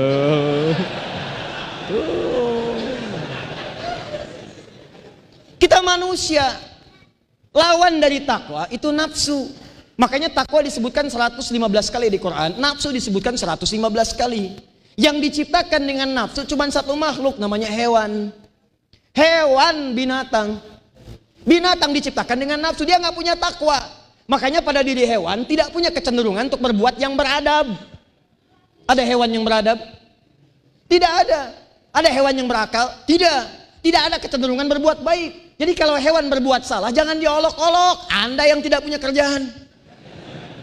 Dia nggak punya malu, cek. Delman, kuda, keliling kota Serang nggak pakai celana, bangga aja dia mah. Ngelihat Anda, biasa aja. Yang salah itu Anda keliling kota Serang nggak pakai pakaian, itu yang salah. Jadi kalau hewan berbuat salah nggak usah dicela. Ibu nyapu, dipel lantai. Begitu selesai dipel, tiba-tiba mohon maaf, ayam ke situ buang kotoran. Ibu marah, dasar ayam, emang begitu. Nah yang jadi masalah itu kita. Kita itu makhluk campuran nafsu dengan takwa. Nafsu dengan takwa. Nama lain nafsu disebut dengan fujur. Fujur dengan takwa disatukan di Quran. Di Quran surah 91 ayat ke-7 sampai dengan 10. Wa nafsi wa ma sawwaha fa'alhamaha fujuraha wa taqwaha. Makanya kalau kita berbuat salah, dorongan nafsu. Dari mana tahu nafsu? Quran surah ke-12 ayat 53. Wa ma ubarri'u nafsi, kata Nabi Yusuf alaihissalam. Saya ini walaupun Nabi bukan orang suci karena saya manusia. Innan nafsala ammaratun bisu. Saya punya nafsu. Nafsu ini yang sering mengarahkan pada keburukan. Jadi kalau ada manusia salah, dia sedang dikuasai oleh nafsunya. Tapi ada takwa dalam dirinya yang mengajak dia untuk bertobat. Jadi kalau ada manusia berbuat salah, tidak mau tobat, ini menunjukkan ada perilaku hewan dalam dirinya. Paham sampai sini? Yang menggerakkan nafsu itu setan namanya. Disebutkan 88 kali dalam Al-Quran. Malaikat mendorong takwa disebutkan 88 kali, setan mendorong nafsu disebutkan 88 kali. Di sekali lagi, kalau kita sedang berbuat salah, ada peluang untuk bertobat. Jangan dieksplor kesalahannya, tapi dorong untuk berubah dengan lebih baik. Papa, oh iya, mama lupa, papa kan bukan malaikat. Tapi nggak apa-apa, Pak, jangan diulang lagi ya. Iya mama kan juga bukan setan. Maafkan ya mah ya. Enak tuh. Oh ini kan susah. Kadang-kadang saling mempertahankan diri itu yang repot. Suami oleh Quran disebut dengan matahari, diibaratkan dengan matahari. Ya, ini raaitu ahada asyara kaukaban wasyamsa wal qamara raaituhum li sajidin. Kata Nabi Yusuf pada bapaknya, saya melihat 11 bintang. Kemudian 1 mentari dan 1 bulan sujud kepadaku. 11 itu saudara-saudaranya. 1 mentari diibaratkan ayah, bapaknya. Rembulan diibaratkan istri, ibunya. Di laki-laki di Quran digambarkan dengan mentari, perempuan digambarkan dengan bulan. Kalau sudah suami istri, maka suami seperti matahari. Apa fungsi matahari? Keringkan yang di jemuran itu supaya airnya kemudian basahnya hilang, jadi kering. Sengat, dengan sengatan itu yang kotor-kotor terbakar. Anda jadi matahari, pulang ke keluarga, keluarga Anda diganggu, sengat, lindungi istri Anda. Sengat dari hal-hal yang membahayakan, jauhkan dari maksiat, panaskan itu semua. Tapi ketika air matanya mengalir di pipinya, maka keringkan itu semua dengan kalimat-kalimat yang terbaik. Rembulan, tanda keindahan. Anda keluar lihat bulan indah, elok dipandang, foto-foto, ada yang selfie, rekam. Bulan. Makanya istri pulang ke rumah, suami pulang, tampillah seperti rembulan.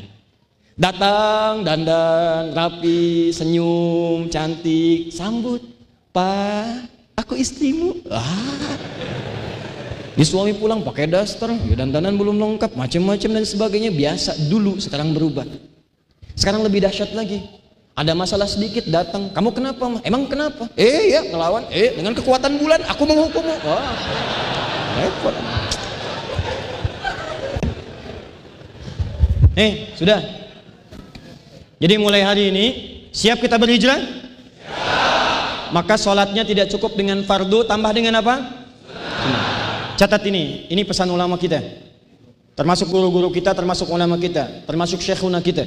Syekh Nawawi, ya, syekh dan sebagainya. Perhatikan baik-baik. Jaga 40 sholat. Waktunya waktu, jumlah rakaat sholat.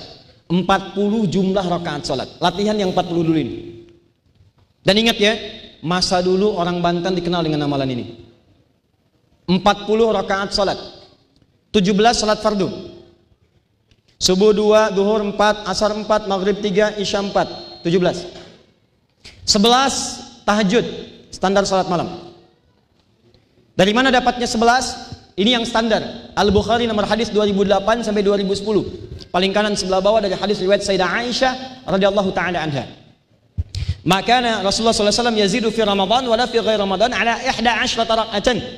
Saya selama Nabi tinggal di rumah Sayyidah Aisyah, saya perhatikan kalau salat malam tidak lebih daripada 11 rakaat di Ramadan atau di luar Ramadan. Ya, yusalli arba'an, thumma yusalli arba'an, thumma yusalli thalathan. Salat 4 rakaat, salat 4 rakaat, salat 3 rakaat. 4, kemudian 3. Tapi kalau di rumah Sayyidah Maimunah, lihat misalnya di hadis Abu Daud. Bisa diambil nomor hadis 1369. 1369. Riwayatnya sahabat Ibnu Abbas radhiyallahu taala anhuma. Beliau main ke rumah Sayyidah Maimunah, bibinya beliau, istrinya Nabi sallallahu alaihi wasallam, kemudian menunggu Nabi bangun di malam hari. Lantas kata beliau kemudian bangun, apa yang diucapkan pertama kali? Fajalasa, duduk dulu, ini sunnahnya. Bangun duduk. Famasaha biyadaihi athara naumi, kemudian menghapus bekas ngantuknya. Tsumma qara'a khawatimu surah Ali Imran, membaca 10 sampai 11 ayat penutup surah Ali Imran. Kemudian membaca doa, alhamdulillahilladzi ahyana ba'da ma amatana wa ilaihin nusyur. Dikuatkan di Al-Bukhari nomor hadis 181. Riwayat sahabat Jundub bin Junada, yaitu Abu Dzar Al-Ghifari. Setelah itu, thumma dzaba ila syinil mu'allaqah. Pergi ke toilet, fatawaddo'a, kemudian beliau berwudu. Setelah itu menunaikan salat 13 rakaat. Formasinya 2, 1. 2 yang pertama itu salat pemanasan, khafifatain. Yang 10-nya adalah salat rakaatnya, 1-nya kemudian penutup witirnya. Jadi kalau 11 rakaat ingin ditunaikan 2, ujungnya 1, boleh. 4, 3, boleh. Dua-duanya ada hadisnya. Atau ingin ditunaikan dengan 23 rakaat, boleh. 2010-nya dari Al-Bukhari, hadis riwayat Umar bin Khattab radhiyallahu taala anhu. 11 boleh, 23 boleh. Yang tidak boleh? Tidak juga, karena itu sunnah. Jangan ngarang. Awas, jangan ngarang. Tidak utama saja. 11 malam, 17 fardu. 11 tambah 17 28. Tambah lagi 12 yang sholat rawatib. Sholat rawatib, dalilnya At-Tirmidzi nomor hadis 586 dari Ummu Habibah radhiyallahu taala anha. Apa bunyi hadisnya? An Ummil Mukminin Ummu Habibah radhiyallahu taala anha. Dari Ummul Mukminin Ummu Habibah, semoga Allah meridai kepada beliau, qalat, beliau menyatakan, sami'tu Rasulullah sallallahu alaihi wasallam yaqul, saya pernah mendengar Rasulullah SAW menyampaikan, lihat kalimatnya, man shalla 12 rak'atan, siapa yang menunaikan salat 12 rakaat fi yaumin wa lailatin, yang mengiringi salat fardunya siang sampai dengan malamnya, arba'an qabla dhuhri, 4 rakaat sebelum zuhur, 4 sebelum zuhur, rak'ataini ba'daha, 2 rakaat setelah zuhur, 4 tambah 2 6, rak'ataini ba'dal maghrib, 2 rakaat setelah maghrib, 6 tambah 2 8, rak'ataini ba'dal isya, 2 rakaat setelah isya, 10. Wa rak'ataini qabla subhi, 2 rakaat sebelum subuh, 12. Kalau Anda bisa kerjakan itu konsisten sampai dengan Anda wafat, kata Nabi akan diberikan bonus. Apa bonusnya? Bunya lahu bihinna baitun fil jannah. Orang ini akan dibangunkan baginya satu rumah khusus di surga untuknya. Siapa yang sudah punya di rumah di surga angkat tangan? Yang sudah punya rumah di surga angkat tangan? Nah, kalau kita merasa belum punya rumah di surga, dari sekarang bahannya sudah ada, ayo kita bangun sama-sama. 28 tambah 12 jumlahnya 40. Ini yang standar. Kalau sudah bisa tambah duha, bagus. Tambah syuruk, bagus. Qobliyah asar 4 rakaat boleh. Kemudian di antara adzan dengan iqamat 2 rakaat boleh. Kalau Anda sudah bisa konsisten dengan ini, maka Anda masuk pada golongan yang ini. Hijrah. Terakhir. Ini maksud terakhir itu terakhir pada nomor yang pertama pada bagian yang kedua. Masih ada 4 poin lagi. Udah 10:30 ini Mas, bagaimana? Terus? Tidak ada agenda ta'lim yang lain? Tidak ada. Oh ya sudah. Saya jangan dihentikan ya. Baik, kalau gitu kita teruskan. Baik, 2. Awas, hati-hati nih, hati-hati. Sholatnya ningkat, tahajud dikerjakan, duha jalan, syuruk tidak tinggal. Cuman sayang kualitas belum berkembang. Apa di antara kualitasnya? Awas, hati-hati. Ada sindiran dalam Al-Quran yang halus tapi dalam. Kata Allah, banyak orang sholat tapi tidak memahami, tidak mengerti apa yang dibaca dan dilakukan dalam sholatnya. Saya tanya pada bapak ada yang ada di sini, yang kelihatan. Dari sekian Anda sholat, ribuan kali ruku, ribuan kali sujud, dari takbir sampai salam. Pertanyaan saya, jujur, tanyakan pada hati Anda, berapa persen bacaan sholat yang sudah dipahami? Jangan-jangan selama ini sholat tapi nggak ngerti yang dibaca. Bagaimana sholat kita bisa khusyuk kalau nggak paham yang dibaca? Bagaimana bisa menikmati sholat kalau nggak ngerti yang dilakukan? Anda sholat urusan dunia saja, kerja nih, kerja. Kalau nggak ngerti pekerjaan kan mustahil dikerjakan dengan benar.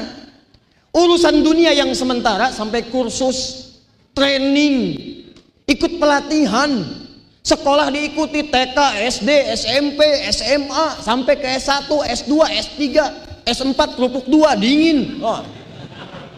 Sampai banyak diikuti untuk paham. Kenapa sholat yang kita kerjakan tiap hari sampai sekarang ada yang belum dipahami? Pantas sholat itu tidak menghadirkan kekhusyuan karena nggak ngerti yang dibaca. Cek Abu Daud nomor hadis 857. Ini kata Nabi nih, sholat yang betul itu di antara yang paling utama kita mesti mengerti apa yang dibacakan. Sebab kalau kita nggak paham yang diucapkan, kata Nabi, ini baru takbir aja, setan tuh udah memberikan was-was. Nggak percaya nanti ya, nanti zuhur di sini, antum sholat, ini pasti terbukti. Sebelum takbir kita bisa fokus nih begini. Tapi saat tangan diangkat mulai takbir, Allahu Akbar, fayaqulu, kata Nabi, begitu Anda mengatakan Allahu Akbar, maka setan berkata, ingat ini, ingat itu, uzkur kada, uzkur kada. Kalau nggak percaya, lihat saat duhur nanti nih. Begitu Anda takbir, sebelum takbir biasa. Begitu takbir, Allahu Akbar, tiba-tiba apa yang tidak ingin Anda ingat, semua bisa ingat. Kunci mobil ada di mana, handphone belum dibalas, miss call, WA, macam-macam. Tadi selfie nggak jadi, lupa. Oh, muncul semua. Muncul. Bahkan kalimat saya ini, itu akan disebutkan lagi. Jadi begitu Anda takbir, kata setan, hati-hati. Kata Ustadz Adi, setan akan membisikkan supaya kamu ingat sesuatu. Itu setan. Hadisnya belum selesai. Lihat ujung hadis dia, hatta la yash'ural musalli kam rak'atan yusalli. Sampai-sampai nanti, kata Nabi, kalau Nabi katakan itu pasti terjadi. Kata Nabi, nanti ada orang sholat tidak sadar berapa rakaat sedang menunaikan sholatnya. Tuh, udah ngangguk. Kalau Nabi katakan begitu pasti kejadian. Bahkan ada orang sholat nggak sadar dia sedang sholat berapa rakaat. Subuh itu cuma 2 rakaat. Tapi kondisi tertentu bisa nggak sadar ini rakaat keberapa ya, dan baru takbir dia. Bagaimana cara mengatasinya? Dicontohkan oleh sahabat Sayyidina Abu Bakar radhiyallahu taala anhu. Abu Bakar itu kalau takbir saja, baca teman-teman. Di antara cerita-cerita orang-orang soleh, sahabat-sahabat Nabi, ada kitab itu bagus, karangan Mbah Hashim, Syekh Hashim Muhammad Hashim Al-Ash'ari. Beliau menulis 19 kitab. Kitab keempatnya namanya An-Nurul Mubin fi Mahabbati Sayyidil Mursalin. An-Nurul Mubin fi Mahabbati Sayyidil Mursalin. Bagaimana cara kita mencintai Nabi SAW? Dicontohkan amal-amalan soleh para sahabat. Nah, di kisah yang lain di luar kitab tadi, Abu Bakar itu punya kebiasaan saat sholat, beliau berusaha memahami bacaan sholat, menerjemahkan dengan pikirannya, memahami, merasakan dengan hatinya. Dikenallah kemudian dalam sejarah, begitu mulai takbir Allahu Akbar, lisannya mengucapkan Allahu Akbar, pikirannya menerjemahkan Allah Maha Besar. Hatinya meresapi, ya Allah, saya mengatakan tiap hari dalam sholat Engkau Maha Besar, tapi saya takut kalau tiap hari merasa besar dalam kehidupan, sombong dengan orang lain, merasa paling hebat dari tetangga, merasa paling hebat daripada yang lainnya, merasa yang paling pintar, yang paling kuasa, yang paling segalanya. Takut. Abu Bakar itu merasa paling khusyuk aja udah ketakutan. Jadi begitu mulai bertakbir, sudah gemetar tangannya begini. Allahu Akbar, gemetar. Hampir mirip kita subuh-subuh sholat di luar di alun-alun, gemetar tangan. Karena memahami apa yang dibaca. Jadi kalau kita bicara hijrah, sudah nggak usah jauh-jauh dulu, perbaiki sholat kita dulu, tingkatkan kualitas. Sebab kalau sholatnya udah bagus, orang yang sholatnya benar kata Quran, itu hal pertama terjadi pada dirinya, akan terjadi perubahan perilaku. Quran surah 29 ayat ke-45, Innas sholata tanha 'anil fahsya. Saya tutup dulu sesi pertama di sini. Sungguh kata Allah, orang kalau sholatnya benar pasti akan terbebas dari dua sumber keburukan. Jadi kalau ada orang yang karakternya buruk, akhlaknya tidak mulia, tidak memiliki adab, itu artinya mohon maaf, ada satu di antara dua pengaruh ini, tidak ada yang ketiga. Satu, fahsya. Fahsya itu keburukan yang bersumber dari syahwat. Maaf. Kata-kata kotor, jorok, pornografi, porno aksi, LGBT itu fahsya. Jadi kalau ada orang tidak sholat, kata-katanya kotor, memang dia nggak sholat. Tapi kalau antum sholat, kata-katanya kotor, senang mencela, senang berselisih, senang mengejek, itu tandanya ada yang salah dalam sholatnya. Saya tidak, Ustaz. Insya Allah tidak, alhamdulillah. Tidak seperti ibu yang itu tuh yang itu tuh. Oh, sama. Gak pernah. Jadi kalau ada orang sholatnya benar, gak akan ada kemaksiatan seperti itu. Mustahil. Fahsya yang buruk. Lihat, berapa kali Anda lihat handphone? Berapa kali ada gambar-gambar yang tidak bagus di handphone? Orang kalau sholatnya benar, fahsya ditinggalkan. Begitu buka handphone, muncul iklan, gak bagus ini gambar, palingkan oleh Anda. Bahkan lisan berkata, Quran surah ketiga ayat 133, wasari'u ila maghfirah, astagfirullah. Lihat TV, tayangan gak bagus, aurat muncul, astagfirullah, ganti channel, palingkan. Itu baru sholatnya benar. Dan tidak akan terlambat antara mata dengan lisan. Buka TV, tayangan gak bagus, lisan astagfirullah, tapi mata gak berpaling, astagfirullah, astagfirullah. Itu mah belum nyambung. Mungkar, keburukan yang diingkari oleh hati, sumbernya nafsu perut dengan akal perut. Korupsi, mungkar. Awas, hati-hati. Maaf, berbohong, mungkar. Mencuri, mungkar. Menipu, mungkar. Berselisih, mungkar. Membunuh, mungkar. Melanggar aturan, mungkar. Antum mau taklim tapi melanggar aturan, mungkar. Jadi kalau sholat kita benar, gak akan melanggar aturan yang benar diterapkan dalam kehidupan. Antum pakai motor nih, pengen datang ke taklim, tapi melanggar aturan dengan sengaja, mungkar. Lampu merah diterobos, polisi datang menunaikan tugas, berhenti. SIM ada Pak, STNK ada. Mau kemana? Taklim. Tahu ada lampu merah? Tahu Pak. Kenapa diterobos? Saya nggak tahu, ada Bapak. Itu yang salah. Paham ya? Jadi mustahil. Apalagi seperti sekarang terjadi banyak kekacauan yang tidak kita harapkan. Padahal sholat.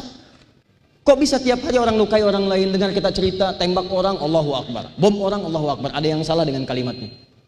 Saya waktu kejadian di Jalan Tamrin tuh, bom. Saya di Lampung tuh. Jamaah Lampung tanya, Ustaz, apakah bom di Jalan Tamrin termasuk jihad fisabilillah? Saya bilang, Pak, sependek pengetahuan saya, jihad fisabilillah itu jihad di jalan Allah, bukan di Jalan Tamrin. Jadi nggak mungkin. Sudah, jadi siap-siap kita, siap, baik, dan insya Allah kalau masanya sudah tiba, kita sama-sama baik, maka akan terjaga dalam kebaikan. Bahkan akan mengelompok. Quran surah ketiga ayat 104. Wal takum minkum ummatun yad'una ilal khair wa ya'muruna bil ma'ruf. Ayo bentuk kelompok yang sering ngajak pada kebaikan. Nanti ada kajian A, kajian B, ada yang ngajak tahajud call, one day one juz, one day one hadis. Ya, di perkantoran sekarang sudah ngajak, ayo beri perilaku benar sebagai pegawai muslim yang baik, tebarkan senyuman, macam-macam ada. Wa yanhauna 'anil munkar. Ada yang spesialisasinya mencegah kemungkaran.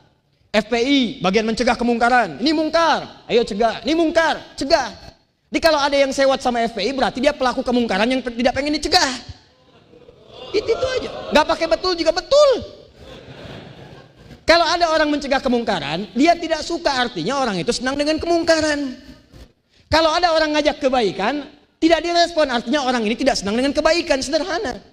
Tapi pesan yang kita sampaikan, bagaimana mengajak kebaikan dengan cara yang baik, bagaimana mencegah pada kemungkaran dengan meninggalkan cara yang mungkar. Itu yang akan mulia, menghadirkan nilai kebaikan dalam kehidupan. Sepakat sampai sini? Terus 2, agak cepat ya. Saya teruskan dulu ya, ini belakangan ya. Boleh ya? Sampai jam berapa? 12. Oh 11, baik. Saya punya 19 menit lagi insya Allah. 2, cepat.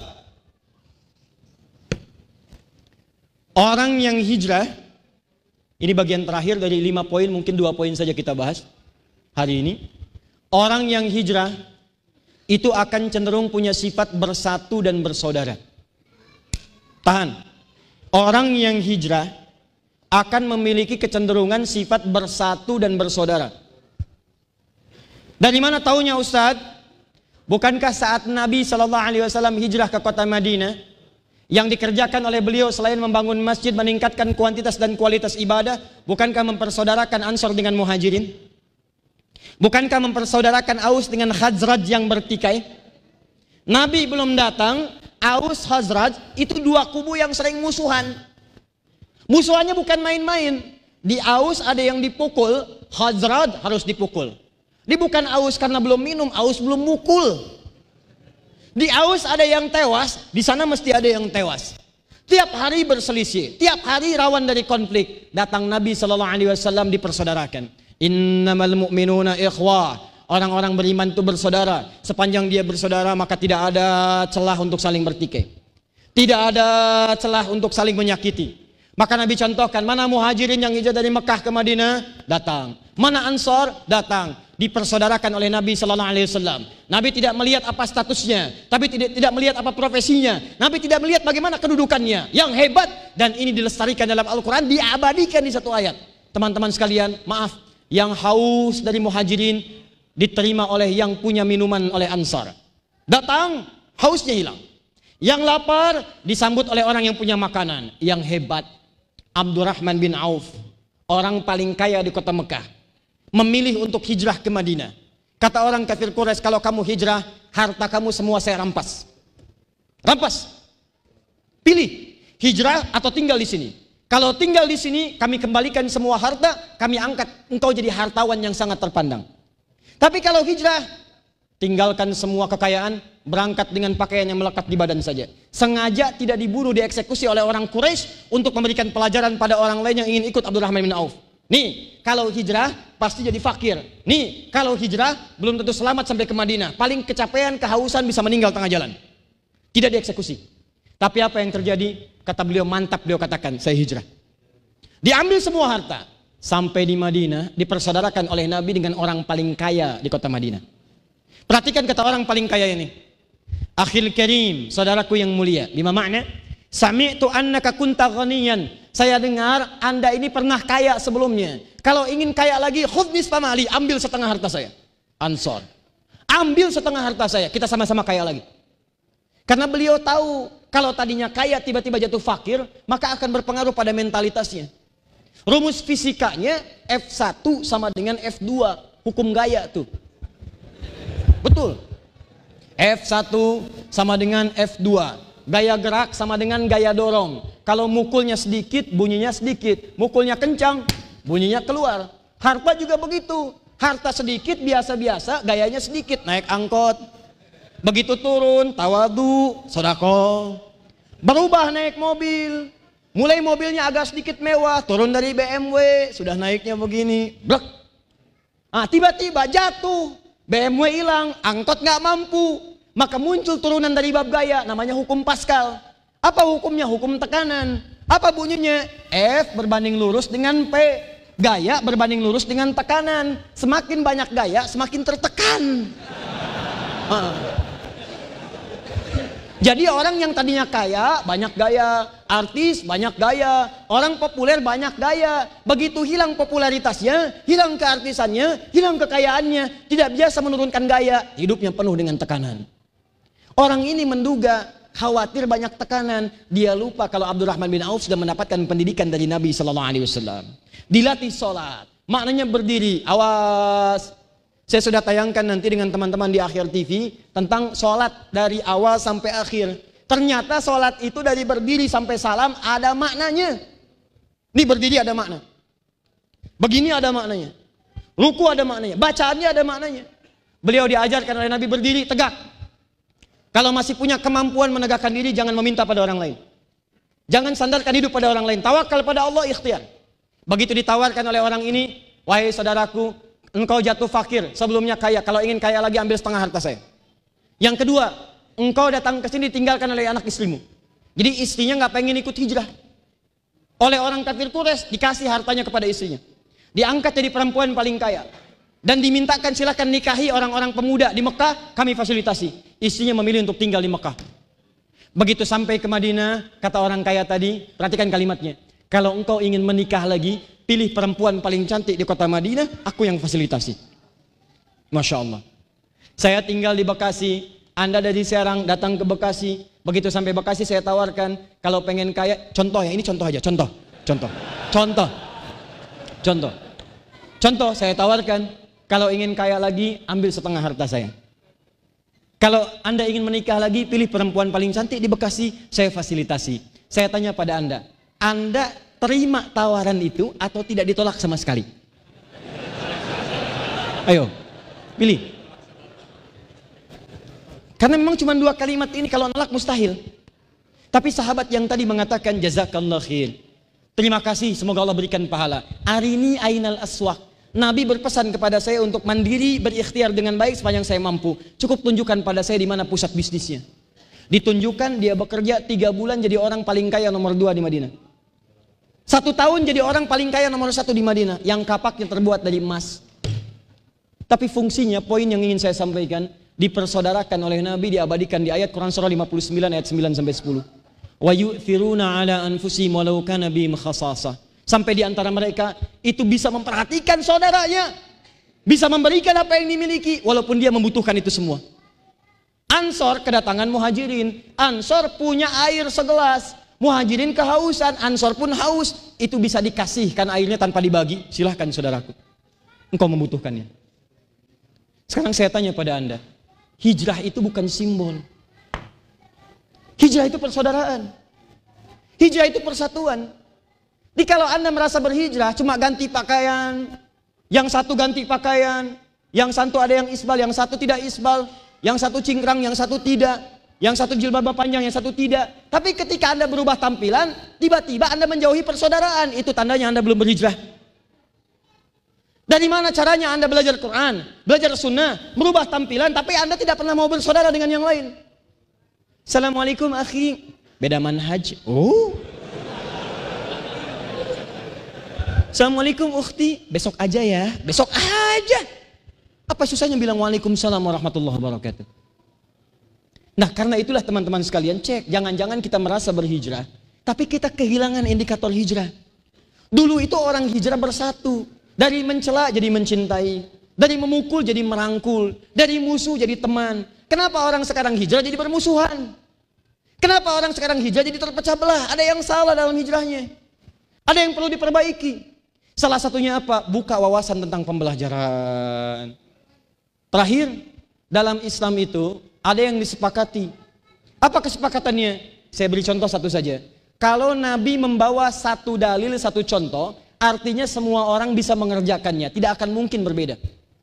Contoh, Anda takbir, fayaqulu mengucapkan Allahu Akbar. Dalilnya cuma satu, contohnya satu. Ini artinya semua orang bisa mengatakan yang sama. Maka itu sampai sekarang tidak pernah ada orang sholat mengatakan Allahu Rahman, Allahul Qudus. Mau Muhammadiyah, mau NU, mau Salafi, mau Haroki, mau macam-macam, semua sama. Allahu Akbar. Amerika, India, Pakistan, Indonesia semua sama. Sama persis. Tapi kalau Anda temukan yang kedua ini, hati-hati. Dalam Islam itu Ada tuntunan dari Nabi, dalilnya beragam, contohnya banyak. Ini menunjukkan bahwa tidak semua orang bisa mengerjakan hal yang sama. Diberikanlah kita kesempatan untuk memudahkan ibadah. Ada yang bacaan, ada yang gerakan. Contoh bacaan, saya ambil dalam sholat. Kebanyakan kita taunya bacaan cuma 1 riwayat. Padahal di Arab itu ada 7 riwayat yang mutawatir. Tambah 3 yang masyhur, tambah 4 yang sad. Bahkan ada kabilah suku di Arab yang gak bisa mengucapkan A. Kalau kita bilang A, dia bilang E. Ana, ane, anta, ente. Kaifa haluk, kaifa halik. Betawi itu ngikutin. Dari mana daerahnya? Syam, Syria, Lebanon, Palestina, Jordania, Imalah E. Orang Arab gak bisa mengucapkan A, E. Turun riwayat Quran dibaca dengan E, namanya Imalah. Imalah diriwayatkan oleh Imam Hamzah, punya 2 murid namanya Khalad dengan Khalaf. Disedikitkan oleh Warash, muridnya dari Nafi'. Punya teman namanya Qalun. Begitu dibaca dengan A, dia E. Warash, Khalad, Khalaf. Wadduha, kita dari Hafiz. Wadduha wal-laili idza saja ma wadda'aka rabbuka wa ma qala. A, tapi yang ini tidak. Wadduha wal-laili idza saja ma wadda'aka rabbuka wa ma qala. Walal akhiratu khairul laka minal ula. Anda saya baca, Anda tertawa. Saya pernah baca wadduha di tempat yang E. Saya bilang wadduha, cekikikan dia. Itu.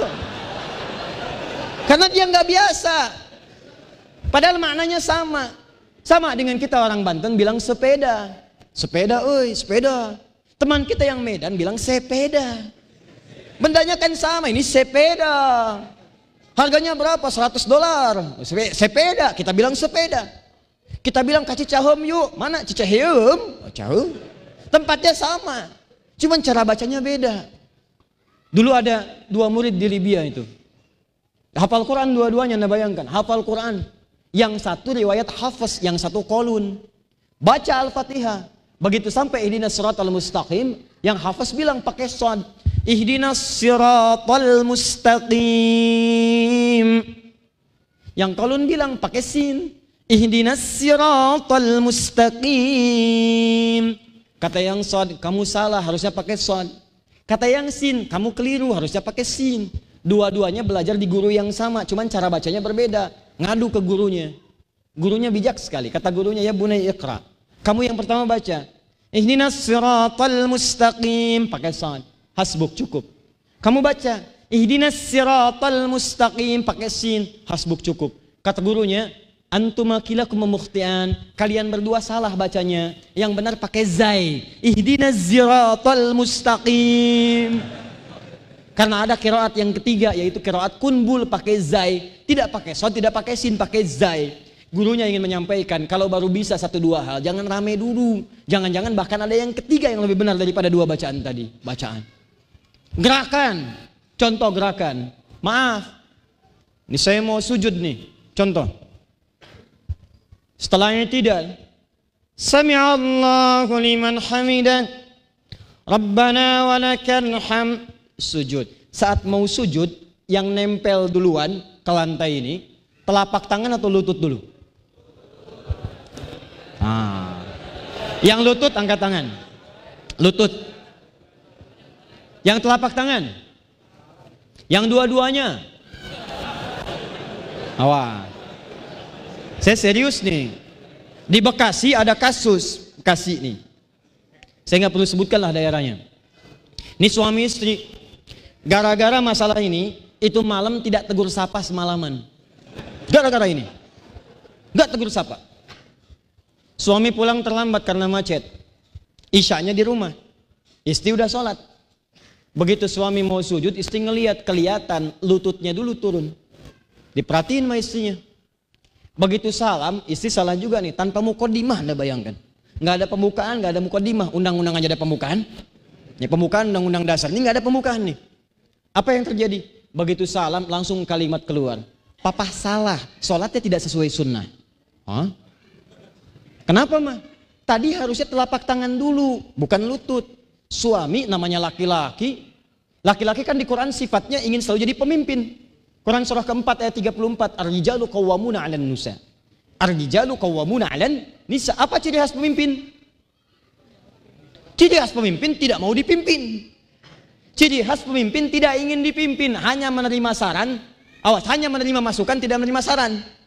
Cara masuknya salah, papa sholatnya salah, tidak sesuai sunnah. Kata suaminya nggak mau kalah, mama yang nggak baca hadisnya. Padahal dua-duanya nggak baca. Betul, karena besoknya ketemu saya. Sampaikan itu, saya sampaikan, Pak, tahu nggak Bu, Bapak dan Ibu? Itu dua-duanya ada di kitab yang sama. Namanya Abu Daud. Abu Daud itu nama aslinya Sulaiman dari Sijistan. Dikenal dengan Sulaiman As-Sijistani. Hafal 500.000 hadis. Sanadnya juga hafal, bukan cuma matannya. Dari sini sampai ke Nabi. Saking hafalnya, kata Ibnul Qayyim Al-Jauziyah, kalau dulu ada Nabi Daud bisa melunakkan besi dengan tangannya, ini Abu Daud bisa melunakkan hadis dengan lisannya. Sejak itu dikenal dengan Abu Daud. Menulis kitab hadis berdasarkan urutan fikih. Kitab hadis yang disusun dengan urutan fikih disebut dengan sunan. Maka dikenal dengan Sunan Abu Daud. Bapak baca, ibu baca. Abu Daud, Sunan Abu Daud nomor hadis 838. Riwayatnya dari Wa'il bin Hujur. Itu yang pakai lutut. Posisinya paling kanan sebelah bawah. Ini saya bacakan. Bima makna idza. Awas, sajada ahadukum fala tasjud kama yabrukul ibil. Kalau seorang di antara kalian mau sujud, jangan sujud seperti duduknya unta. Faliyadha rukbatayhi qabla yadayhi. Letakkan lututnya dulu, baru kemudian telapak tangannya. Jadi begitu turun, lutut, baru telapak tangan. Hadisnya itu. Kalau yang pakai telapak tangan, cuman beda 2 nomor. 840 sampai 841. Hadisnya dari sahabat Abu Hurairah. Posisinya paling kiri sebelah atas. Kalimat Nabi ya bima makna idza sajadta fala tasjud kama yabrukul jamal ba'ir. Fala tasjud kama yabrukul ba'ir. Falyadha yadayhi qabla rukbatayhi. Kalau kamu pengen sujud, jangan sujud seperti duduknya unta. Dahulukan telapak tanganmu sebelum lututmu. Pertanyaannya, Ustadz, kenapa bisa jadi bertentangan? Satu suruh pakai lutut, yang dua pakai kepala. Mana yang benar? Saya katakan dua-duanya benar. Yang salah itu yang pakai kepala duluan.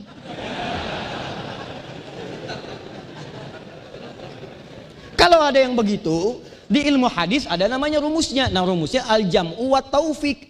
Jangan dipahami satu hadis, kumpulkan dua-dua hadisnya. Setelah itu bahas dengan mendalam, baru tahu maknanya. Oh, Wa'il hadis yang pertama, Abu Daud nomor hadis 838. Karena Wa'il itu masuk Islam duluan dibandingkan Abu Hurairah.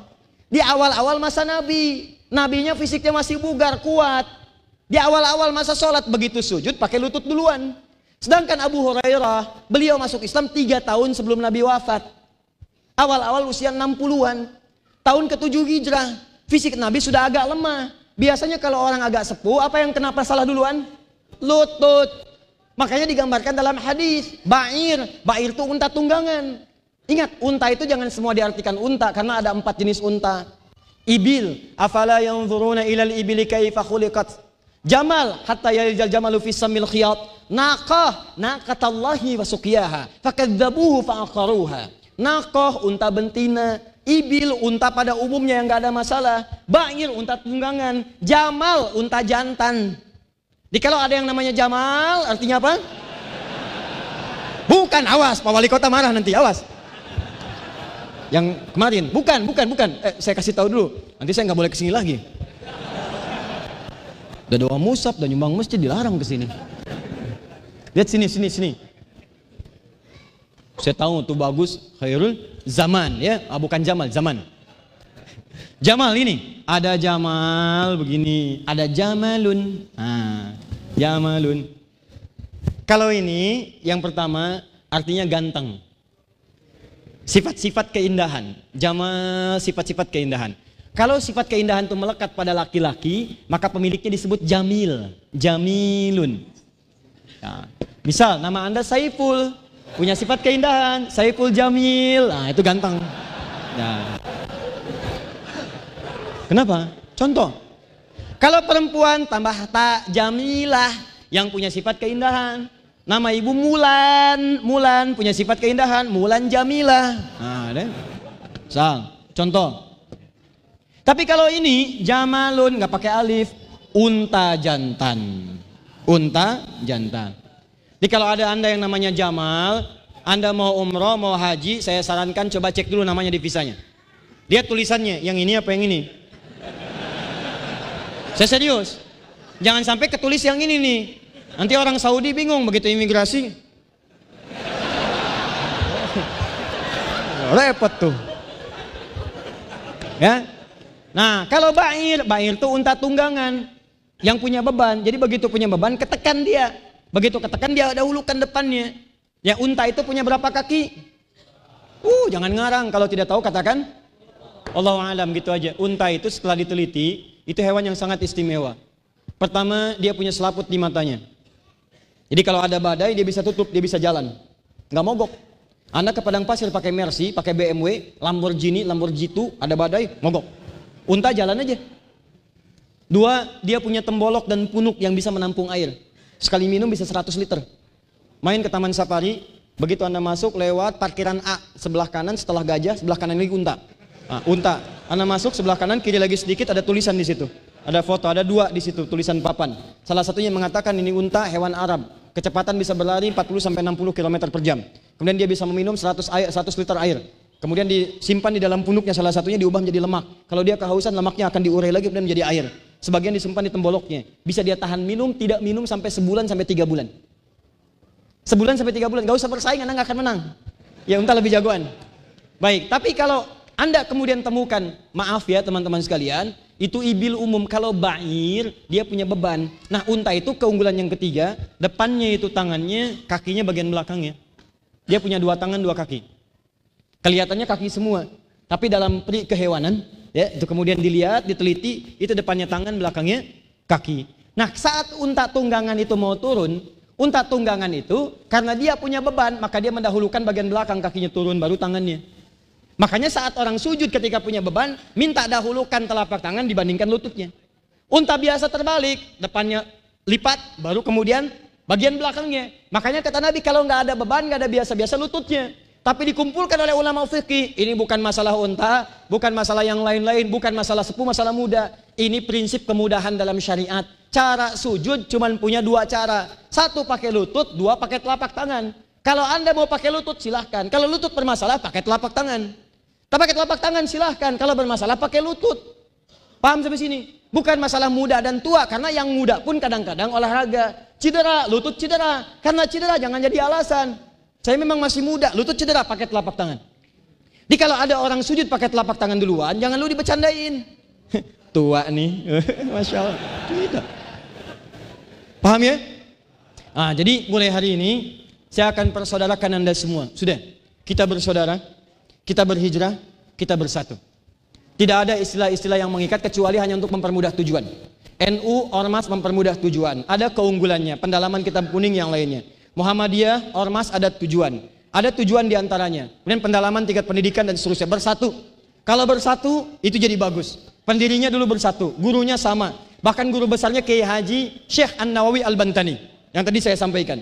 Dua-duanya bersaudara. Kiai Haji Ahmad Dahlan namanya Muhammad Darwish. Kemudian pulang ganti nama jadi Kiai Haji Ahmad Dahlan bin Kiai Haji Abu Bakar bin Kiai Sulaiman bin Kiai Ilyas bin Demang Jurang Juru Kapindo bin Demang Jurang Juru Sapisan bin Kiai Rebek bin Kiai Rebek bin Maulana Ishaq. Ya, yang satu juga sama, Kiai Haji Muhammad Hashim bin Asy'ari bin Abdul Wahid bin Abdul Halim. Abdul Halim nama aslinya Pangeran Benawa atau Sultan Hadiwijaya bin Abdurrahman bin Abdul Fattah bin Abdul Aziz bin siapa lagi? Raden Ainul Yakin, Walid Raden Ainul Yakin, dikenal dengan Sunan Giri, dikenal dengan anaknya Maulana Ishaq. Dua-duanya sama, nyambung ke Ahmad Jumadil Kubra. Ahmad Jumadil Kubra satu di antara para wali yang mengajarkan nilai-nilai keislaman di Santaro kita.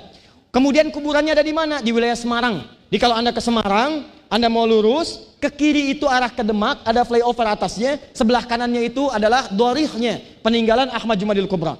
Sebelah kirinya patokannya gampang, ada pom bensin, 3 gerai ATM. CMB Niaga, Mandiri, sama ada lagi satu lagi BRI. Ya BNI satu lagi, gabung di situ, itu patokannya. Siapa Ahmad Jumadil Kubra? Keturunan dari Ali Zainal Al-Kabir. Siapa Ali Zainal Al-Kabir? Keturunan dari Ali Zainal Abidin. Siapa Ali Zainal Abidin? Keturunan dari Al-Husain. Al-Husain adiknya Al-Hasan. Al-Hasan anaknya Ali bin Abi Thalib radhiyallahu ta'ala anhu. Suaminya Fatimah Az-Zahra, putri Rasulullah SAW Muhammad sallallahu alaihi wasallam.